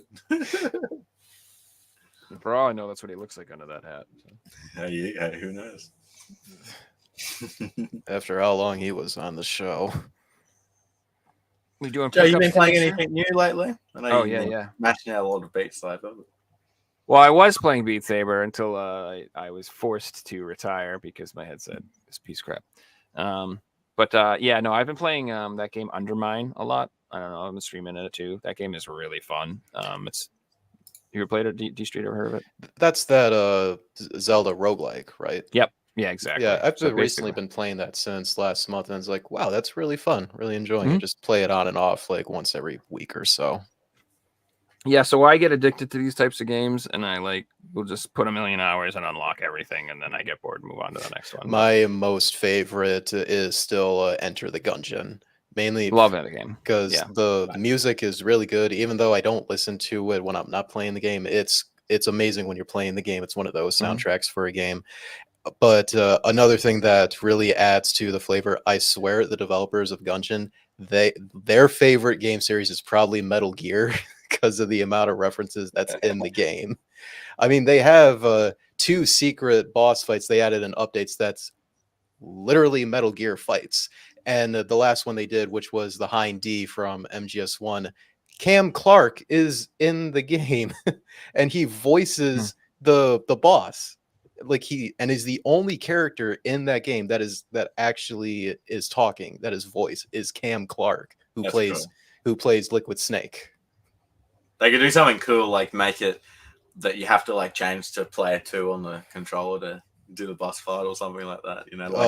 Where we had to pull the controller out and put it in the second. If they somehow implemented a Psycho Mantis fight into that game, it's like, okay, like you guys are You guys made the ultimate fan service video game for Metal Gear. Yeah, they just they're releasing an Enter the Gungeon, Exit the Gungeon Switch combo cart. I'm gonna pick up soon. So I don't think it's coming out on PS4 though with the Exit the Gungeon game. Exit the Gungeon does have a physical release on PS4, but only in Europe, I believe. Oh, okay. And Enter the Gungeon was Special reserve. yeah, I think was Special Reserve. It wasn't Limited Run Mhm. Games. It was one other company. It was Oh, it's probably Special Reserve. I know for a fact because I remember they had a blind box sale and I got 6 copies of Enter the Gungeon. And I called them and I was like, I'll freaking stab you. And I sent them back and then they sent me a bunch of different games. Oh my Hey, man. god. Blind box. Here's all the same game. They gave me Well, 6 I copies of want Enter the one of these Gungeon, books. and I was like, "This is completely unacceptable." I'm like, I was I'm gonna going to s- return everything. I'm going to drive down to Texas and drop this off on your face if you don't give me my money I back. was gonna say, if you still have one of those, can you send one my way? Because I really want a copy of it badly. I love that game so much. Where you got like I'll look. $500 I might have 2. If I do have 2, I swear to God, I'll give you one. I don't know. I might. I definitely have. Please one. do. I want one. I love that game. It's one of my favorite indie games. Best one being Cave Story, IMO. Well, I love Cave Story as well. I want to get that on 3DS. That one's pricey, but I have that on Switch. And Speaking of, I'll show you something related to Cave Story. That's I got the weird that I have. I have the Nicholas launch edition version of that game with the manual inside of it still. Field. Nice. Yeah, and then I have so when I first started collecting for the Switch, I literally bought all of the Nicholas launch editions, and then I bought another copy of all of them so I could open them all. So I have 2 copies of all of the launch editions. I mean, it's kind of your favorite publisher, right? Well, I was obsessed with The Binding of Isaac, and he appeared in several other games, so I started getting those, and then I just was like, I just like subsets and like going. When it's your favorite, like From Software, I have every version of Dark Souls. You know, the Japanese version, the American version, Yeah. the UK version, the Australian, because it's my favorite game, and I want to own every little different cover that they did. Yeah. And you know, it's not like it's expensive to go and buy a Japanese cover of a game. But if it's got different artwork and it's your favorite, then it's special to you. I've been doing that lately with there's a lot of games that get a really badass Korean cover, and they all have English. So I've been getting games that have the Korean version too, because I'm like, it's just so cool. I want the artwork. Like the Gungor Grave has a badass Korean cover, and I was like, well, I'm buying that just because I want it. So. I'm like that for Resident Evil games. Like I'm gonna buy like every region version of it because it's one of my favorite series and one of the cooler ones to buy for like other regions because the box art is completely different for like the older games at least. I mean, Japan alone, you know, it's called Biohazard over there, so the name's already different. And another one that I want, at least like all Japanese versions, is the Final Fantasy series for all the mainline games and some spin-offs if the price is reasonable. But what I want to show. Nice, man. So this is just a standard copy of it, and this one here, it's the lenticular cover of it. I remember I did get this back when it first came out, but that was at that time when I sold all my 3DS stuff to get a Vita, which I'm glad I did, but I did end up getting this back. The funny thing is, I got to figure out which one has it. Yes, so the lenticular one doesn't have the cartridge, but my other one, it does have it. Nice. If I remember, it's a really good version of the game. It is, though it is lacking like most of the extra modes that came with like Cave Story Plus, but it's still a pretty unique version that alone is worth playing though. Yeah, I loved that game on I played it on the Switch. Absolutely loved it. And that's probably the best version of the game because of like quality of life features they added to it. I mean, they fixed that the worst part in the game, which was the dog escort mission, where all the other versions, except the Switch versions, you had to get the dogs individually one by one. The Switch version, you find one, you come across another one, you're going back, you can pick it up, and you have a tower of dogs on quotes back. For some reason, it looks stupid, but that made that quest way less tedious, thankfully. So what else have I been playing? I'm on the like the end of Dead Space. I just have to pick it up and finish it. I'm like at the very end of that. And May have to pick that up this month. that game's sick. Yeah, that was like my first Halloweeny. I don't know why I said it like that. My first Halloween game. But I don't know. I don't know. Yeah, I'm curious. I'm not sure. I'm gonna play another horror game next time. I've decided. But and then I've been playing this game called Plate Up. It's a co-op cooking game, kind of like Overcooked. I don't know if you guys ever played Overcooked. I played Overcooked with my You've friends. told me about Plate Up before, actually. I've looked into it. It looked cool. Oh, dude, I love Overcooked. It's like I legitimately like everybody. You know, you want GTA 6. I want Overcooked 3 that badly. Like I want Overcooked 3 Overcooked so good. badly, dude. If you get like a 4-stack of friends to play, which I had back then, I gotta tell my friends to play it again on PC one of these days. But it can be a very, very fun co-op game, but it also can be the most stressful game of all time. Oh yeah, it's so stressful. It tests relationships for sure. It's very, very simple to understand what you have to do in the game. Like for me, I jumped in late when my friends were like way into the game, like late game. So I was doing like end game stuff, and yet I was just starting brand new. But I picked up really fast on it though. So it's very simple game to learn. Just you better have the most coordinated team of all time, like way more than any competitive game ever. Yeah, it's literally like it's beautiful to watch when everybody's doing their thing and everybody's working as a team and this guy's doing that, passing this, and it's all like this big machine. I love it. Did you ever get to the level where it's I've beaten the whole game like 1,000 you've times. beaten the whole yeah, we started the game, like we're insane. Me and my girlfriend are obsessed.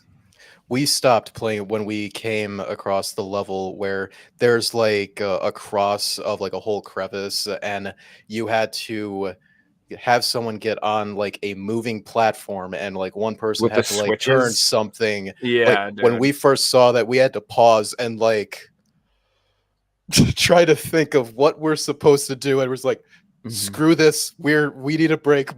My brain really hurts right now trying to think of that's so all our Overcooked games would either end in like, oh my god, my brain hurts, I can't do this anymore, or a huge fight.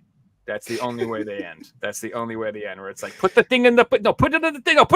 It's on fire. God damn it! Why did you do it? And everyone's yelling at each other. That's the end of the game. It's so stressful, but at the same time, so much fun. I love it. And sounds like a game we should all play together on stream. Dude, that's what I've been trying to tell you. We should play it on We stream. should, yeah. When you get a 4-stack, I'd be all for it. I do have it. I do have all of the. What was the all-you-can-eat edition on PS5? That's all the games in one, right? That's the best version. Yeah, Yeah, you I want got that that years ago, so yeah, I have that at least. So the very first game was missing some quality of life. Like you can't like throw stuff to each other, and like some of the like you don't have as many options of buttons and stuff. So the all you can eat version gives you like all of those features in the for the first game too. Okay. So it's really the version you want to play. Anyway, the whole point of that was Plate Up is a game that's not available physically yet. I think it's coming out in March, but it was on Steam, and I saw the ad for it, and I was like, I ain't waiting until March. I want more Overcooked in my life today. And it's basically like an Overcooked clone, kind of, but it's like a roguelite. So it's like never ending Overcooked. So it's what I wanted. Good. Yeah, it's just you can just keep playing it forever, and it's definitely not the same. And there's definitely differences about it, but it's definitely scratching that itch. Like I love it. So Plate Up is what it's called. If you're looking for a party game, co-op game, yeah, couch co-op. It's not a one-player game. It's not. It would be a terrible experience. I don't think. Yeah. But if you do have friends to play with, girlfriend to play with, something like that, it's one of the best co-op games, hands down. Love it. Nice. I've really been putting in a lot of hours playing games lately. I'm enjoying the new FIFA. That's my little like casual thing where I'll do eBay work and I'll do like 5 listings, play a game, do 5 listings. I don't know if you guys obviously don't play FIFA, but people watching, there's an award ceremony at the end of the year in career mode. The first time they've ever added that. So my mind blew the other night when I was watching an award ceremony for my players. Apart from that, I've almost finished Starfield. I'm pretty close to the final mission. But the game that I've been really putting hours into is GeoGuessr, and I'm probably putting in like 5 or 6 hours a day on really learning the game. I studied Brazil for like 4 hours yesterday and learned all the Brazilian phone codes. So that's how into this game I am getting. Nice. But I'm streaming it too. If you guys want to watch, I'm streaming it over on Twitch because it's got such a big community over on Twitch where I don't want to split my stream up and do things like that. And it's got some really fun games that you can play with Twitch. So if you guys want to get it in play, it's a paid game, but if you're playing with someone, you don't have to pay, so it's free. I'm going to try and stream Tuesday, Thursdays, and Saturdays at the same time. So starting tomorrow at a certain time, I'll really start to try and stream. On top of that, there's a World Cup for GeoGuessr starting tonight. So yeah, if you want to check out the game, the World Cup starts tonight, and it's probably the best time to ever check it out because it's all the best players in the world are all in Sweden right now, and the World Cup starts in like 5 hours. So yeah, it's pretty exciting. Now, how did you know they're in Sweden? Was it the street signs, or was it the cars? Like, yeah, it was the street signs, and the O had 2 dots above it, not the slide like Norway. Gotcha. Yeah, GeoGuessr makes me feel really ignorant. That's all.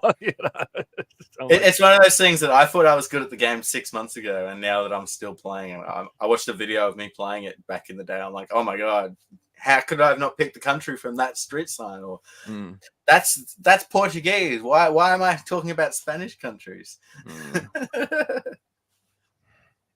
But it's good because you don't feel guilty in putting in like 8 hours a day because you're learning something. So I can play it all day and not feel guilty that I'm playing games all day, which is great.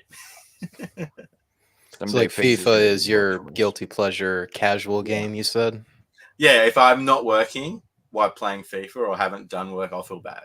Same with Starfield. Like I have to finish all my work for the day before I play Starfield. Starfield's like my start at midnight, play it till I'm tired type game.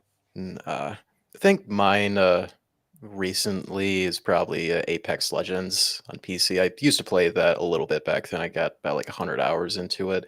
I just like got back into it recently, like last week, really thanks to watching some, if I could say it right, Niji-san channels. I don't know if you guys are familiar with that group on YouTube, where basically a bunch of VTubers.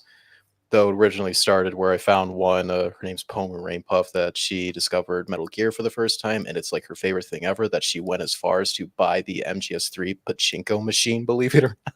Oh, goodness. Despite she just learned about the series earlier this year, she loved it so much. She went out and bought that patchy slot machine, and God knows how much it cost. I bet it's a fortune, dude. I think I would definitely like to own that, or the Silent Hill one they made. Those are freaking cool, dude. I mean, I'm not a pachinko, but they would be cool to have. It'd be cool to have because the sake of what it is.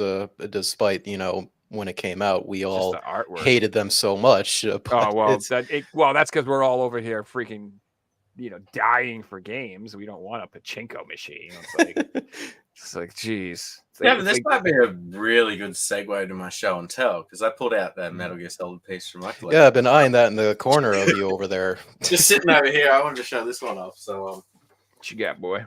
You guys know I sold most of my consoles, but I kept my favorite one, and it is the Metal Gear Solid 4 Guns of the Patriot Japanese limited edition. Now, what's special about this is it's actually got limited edition printed on the console. It's one of 4 box PS3s that does this. It is slightly a different color too. Yeah, it's like a different gray. Mm-hmm. It is a beautiful box. It's in perfect condition. Yeah, and I have found a spot for it in the game room. It used to live in one of my closets, so it means more to me now that I get to look at it every single day. Looks like you just bought it brand new. That's how good condition it looks. Basically, yeah. Like apart from this corner here, which is still almost like a 9 out of 10, it's perfect. So, Jesus. One day I'll get the MGS4 PS3 bundle that we got in the States. Whenever I have that much money to just blow on Metal Gear stuff, that'll be definitely before the patchy slot machine. Oh, it's so cool. But there is a North American and PAL version of this console too, but it hasn't got the limited edition printed on the console. So if you want the console art, you have to buy the Japanese version. I think for the North American one, it's just a standard looking fat PS3, Yeah, right? exactly. So It's you're got the fancy essentially box, but- so essentially like today you just be buying it because of like the original box and like if it came with any extra goodies related to MGS4. basically, yeah. You want me to go next? Yeah. We doing show and tell? We doing that? Yeah. We're doing. Cool. So, you guys ever played Dungeon Keeper? You ever heard of a game called Dungeon Keeper? Anybody know what that is? Sound like a free game that was on PlayStation at one point. Yeah, it might have been. There was a free mobile game for it, but it was originally like a PC game, and it's Yeah, I remember that. yeah, and it was like you would build tunnels underground and trade monsters and try to like invade the countryside, and you were like an evil monster. You were like the bad guy, and I just remember loving that when I was a little kid. They have spiritual successors on the PS3. There are those Overlord games. You've seen Overlord? Oh, 1 yeah, and yeah, Overlord 2. Mhm. I believe that's like in either the same company or the same universe, or they're based on that same franchise or whatever, but they're different. Anyway, long story short, I found out these games existed. I've never played them. I don't know if they're any good, but they were described as Dungeon Keeper meets Warcraft, and I really like both of those things. And so it's called Dungeons 3. Oh, dude, this is amazing. Amazing game. I bought this, and Yeah. the guy I bought it from got Mhm. so excited that I was buying this because he was playing it on PC at the time. And Mhm. I was like talking to a kid in a candy shop, but I was the one Yeah. buying it, not him. It looks dope. There's a second version of this, I believe. Let me pull it out. So on PS4, there's Dungeons 2 and there's Dungeons 3. I ordered Dungeons 2 and Dungeons 3. You're gonna This hate is me, the Joe. There's this a is the complete edition of Dungeons 3. well, this is all that's DLC. this is the extremely evil edition. I don't know. Is that not the same thing? I don't know. Either I'm not worried about the complete edition right now. I've never even played it. See if I like it. If I like it, I'll pick that up too. to be honest with Includes PSN voucher for the DLC. Yeah, so whatever. I don't care. I'm not. This isn't something I need a brand new sealed copy anyway. I bought this used, so it just looked like something I was curious about. Like I said, I love Dungeon Keeper, so if it's anything like that, I'll be happy to play it. I only heard amazing things about it, so give it a go. Yeah, dude, it was also pretty cheap. And then I also picked up Warhammer Vermintide 2. Nice. It's like an FPS game. You can play it solo, but I believe it's more like a little geared towards playing co-op, 3 or 4 people at a time. Like I've seen people streaming a lot, and it's usually a couple people playing it at a time. So I don't know. Maybe I'll try to get a group online, or maybe I'll play it by myself. But again, it was like $8, something like that on Amazon. It's like, hell yeah. I actually pulled them out of my collection and put them on eBay this week because I like Total War Warhammer games, but I don't like those Warhammer games. They're just not for me. So Sure. I mean, I've never played it, so I might hate it. But like I said, I figured I'd give it a try for like $8. Why not? Why not? Yeah. I love Warhammer, so it's like one of those franchises. I'm like, I'll give it a try just to see how it is, even though a lot of it's bad. did you ever get into any Warhammer? In real life, like the actual tabletop game, I've played it before, but I never got into painting models or all that stuff. So basically, I have friends who I would just use their armies and play at their houses and stuff. That's good. Yeah, which I love it. It's great, but like, it's just It's a hobby that's like you either do video games or you like just do that because it's expensive. Well, that's the thing. It's one of those. It's like people are like, how come you don't like comics? I'm like, I just don't have time for. I have two. I collect. I'm into guitars. I'm into fucking games. I'm into like records. I don't have time or money for more stuff. All right, freaking.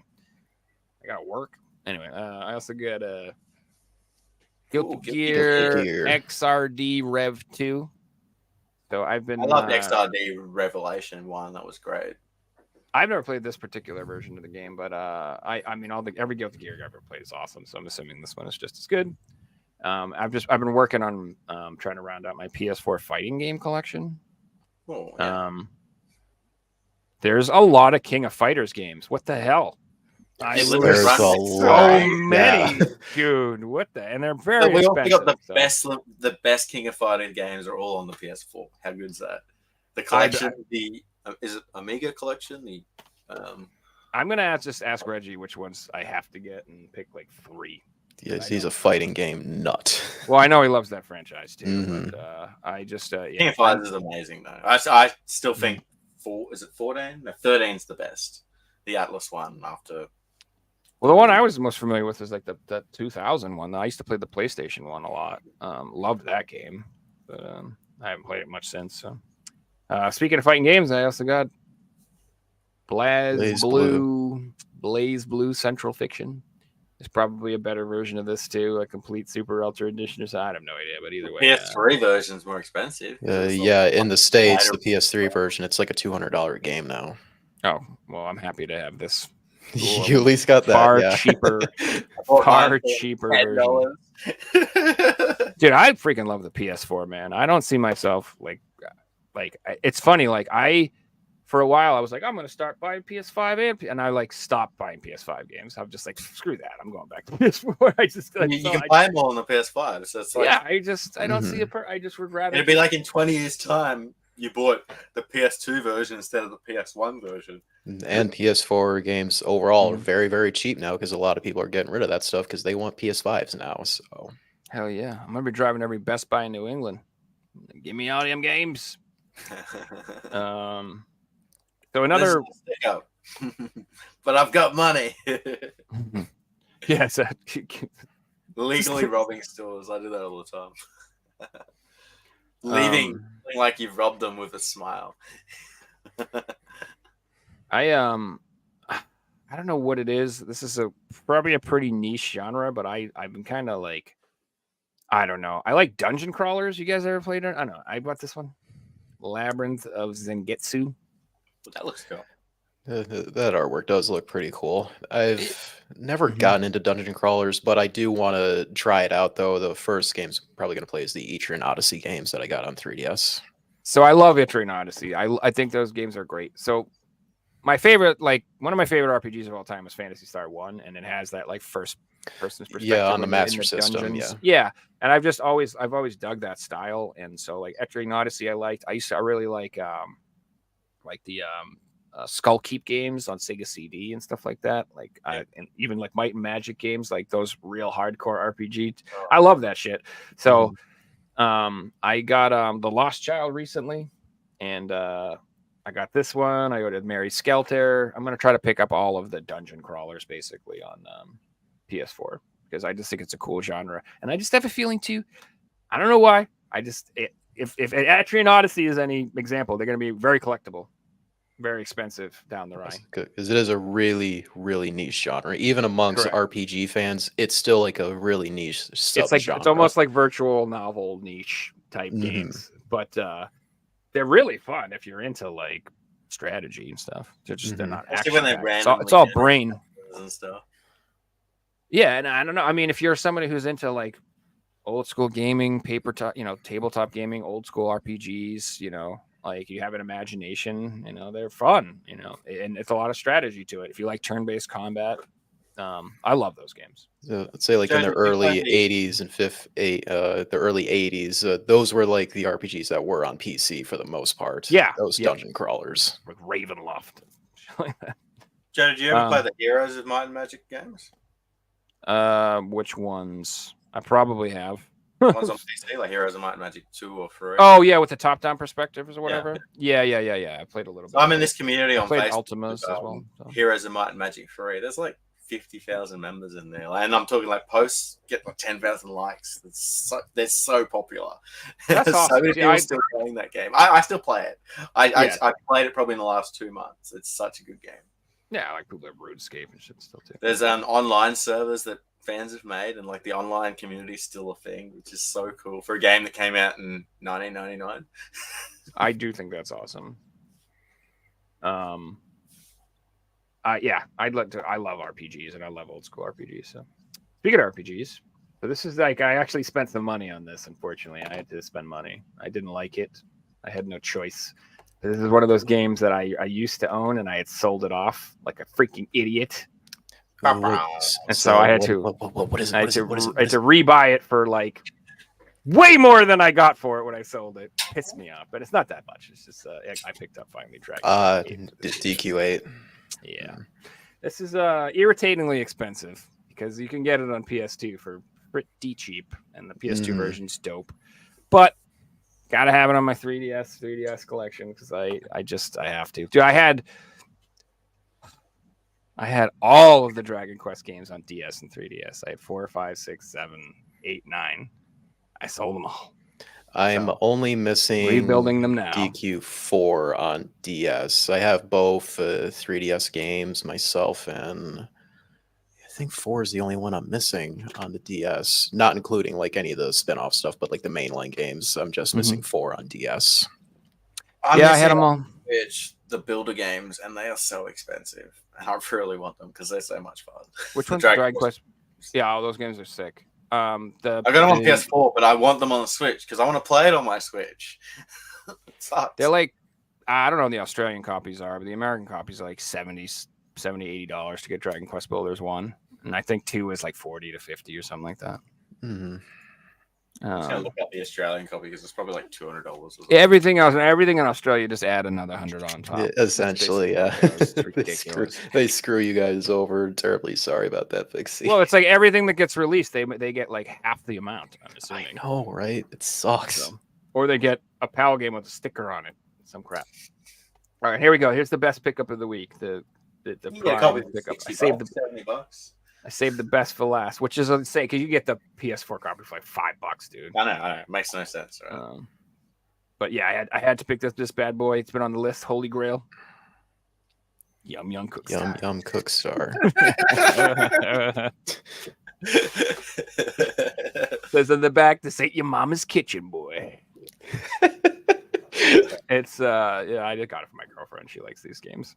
So. You probably like it too if it's anything like the cooking simulator you're talking about. I do like these games. I mean, I like to say I buy these games for my girlfriend, but I should do. That's something we should do. So I should show off my cozy game collection, like all my farming sims and I have so many that I bought for my girlfriend. Mm-hmm. I love that genre too, Joe. We could do a whole episode on like cozy. Dude, we should do some videos. We should do some things. That'd be so, yeah. And that's all my pickups. All right, go through mine then. Don't have anything special, really only like 2 things of note, but first thing, this is an NES game. What? Man, Fixie are having a Mexican standoff with the thing. And then we both like collide, and then we both try to walk at the same time, walk into each other. Then we stopped at the same time. But it's like we're both trying to walk through the same door at the same time. Anyway, Jesus. go ahead. So first thing, it's an NES game. It's called Dragon Power. Hold up, is my camera messed up? Yeah, we posed in a really happy spot. So that's right. You did. You're like, I don't know what's wrong with the camera today. It's been acting weird, but all right. First game, it's Dragon Power for the NES. Nice. Don't you love that that label Nice art label. right there? Looks great. I know it's hard to see, but that's a Clean nice label for a though. page, Yeah, definitely. very clean. Good very quality. definitely fits the style of the 80s back then, you could say. But fun fact, this is actually a Dragon Ball game, believe it or not. Wow, that's like cool. like the characters, they are literally Dragon Ball from the original series, not the DBZ. I can see it now that series. you mentioned that. That's really cool. Mhm. The gameplay, it's there's sections where it's like top down. Oh, this is not even Dragon Ball Z. You're saying this is like from the old. Yeah, Dragon Ball? the original Oh, Dragon wow. Ball that came out prior when Goku Okay. was like an infant or whatever it was. Yeah. But it's got a top down perspective that's kind of similar to the original Legend of Zelda, and then there will be some like rooms where it's like a normal 2D plane, kind of like Ninja Gaiden, let's say. It's probably my favorite thing that I got, and I did show this off last month. The MGS Legacy Collection, the art book bundle specifically. I did have this game. Expensive, right? Yeah, it is pretty valuable now. Like ever since the Master Collection was revealed, like the value of this and the original HD collection went up because essentially, like this is the same thing as the Master Collection. So we're just going to charge you guys essentially the price of a brand new game with this release, but a little bit more because this does include like an art book bundle for this version of it specifically. But the reason I got this, not just because I'm a Metal Gear fanatic, but my original copy right here, it has a major problem that I don't know how this happened. You see on like the very back how Say water damage. Yeah. I'm guessing that's water damage. I don't ever remember spelling anything on this, but I just randomly took it off the shelf and looked at the back, and my heart died literally Mm. inside. Maybe humidity. Possibly humidity, don't know. But regardless, I wanted to get this anyways because of the art book, anyways, and it's Metal Gear, so price almost It's an doesn't matter interesting for one, this. that, because that got reprinted in 2020, but the price is already back up to what it was prior to it being reprinted. So it's like one of those games. It doesn't matter how many copies are out there; they're all going to sell out, and people want Metal Gear Solid in their No, collection. oh yeah, people want Metal Gear definitely nowadays, thanks to all the awesome announcements recently. I would Um, like to argue that when the PS5 version comes out, will that drop in price? Because there is then a better way to play it. Possibly, who knows? It's hard to say in its current state right now, but we'll just have to wait and see what happens with it. I really can't predict anything with that. So next thing, this is a Japanese import, and just bought it because I thought like the artwork is a pretty cool alternative compared to what we got. It's Wild Arms Altered Code F, the Nice. Japanese version on PS2.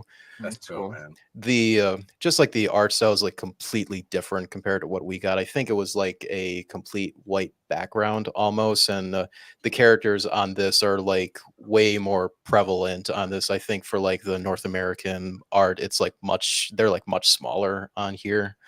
So just got it because it was like $10 compared to the North American version, which is like $140, I think. Yeah, that right there. There it is.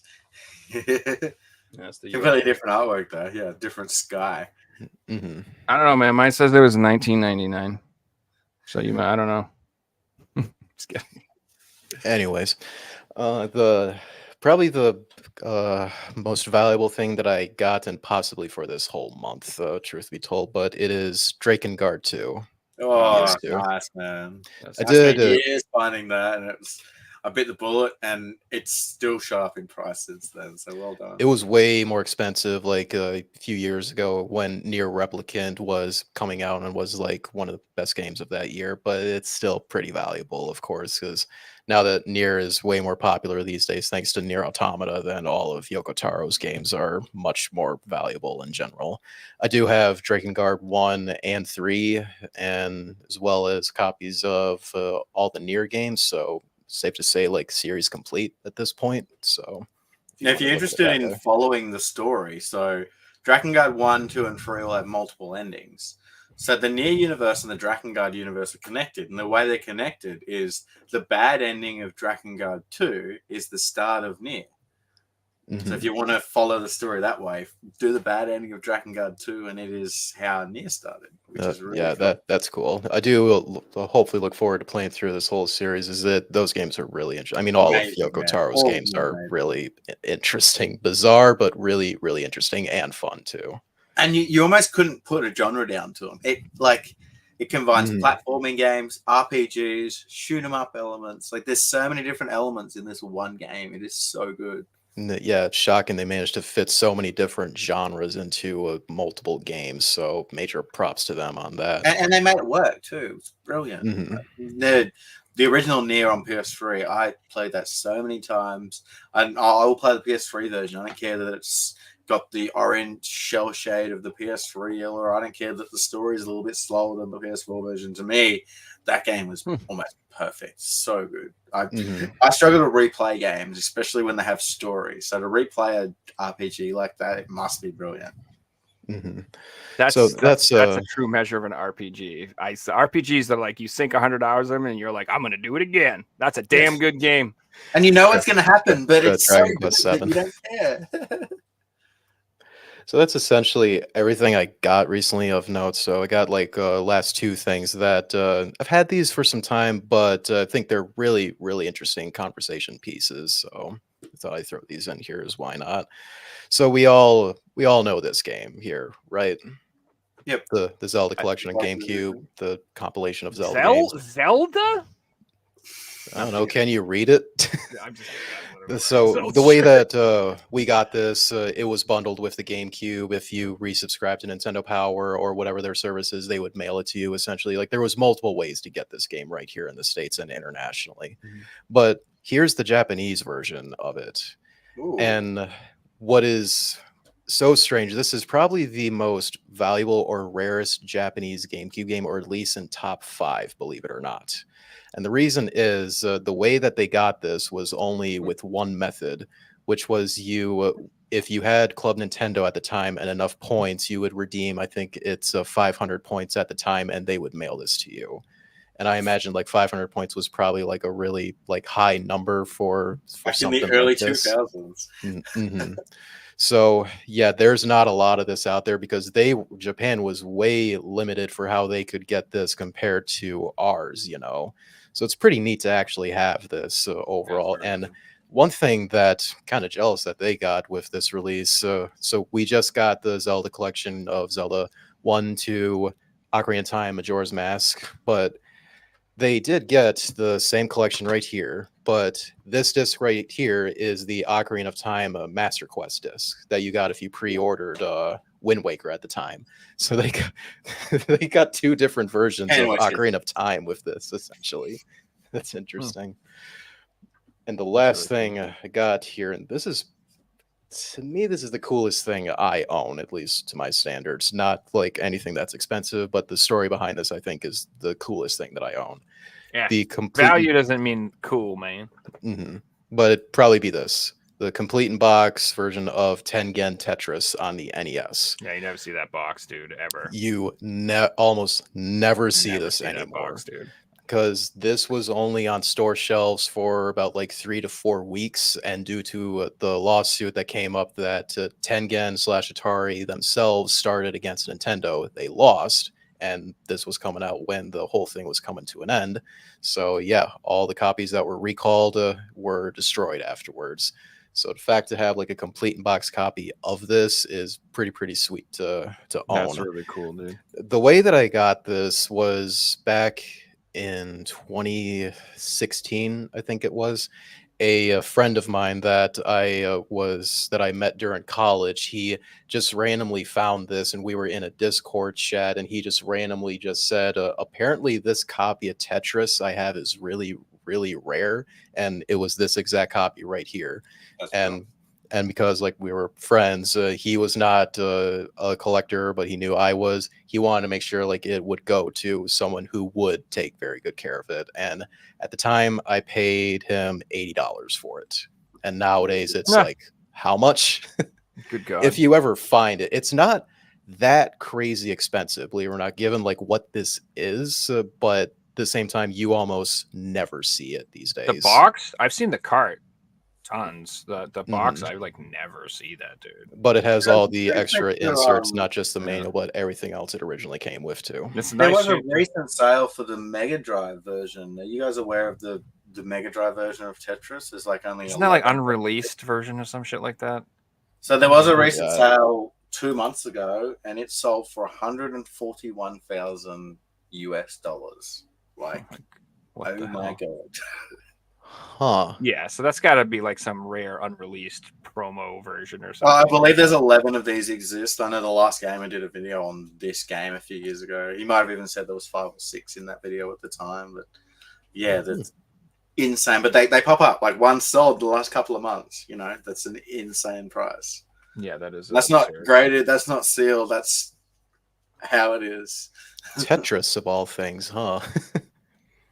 Yeah, Tetris. We're the most popular game of all time, arguably. That's awesome, though. Hey, what's up, Telly? Now I got the Tetris music stuck in my head. Call that a show.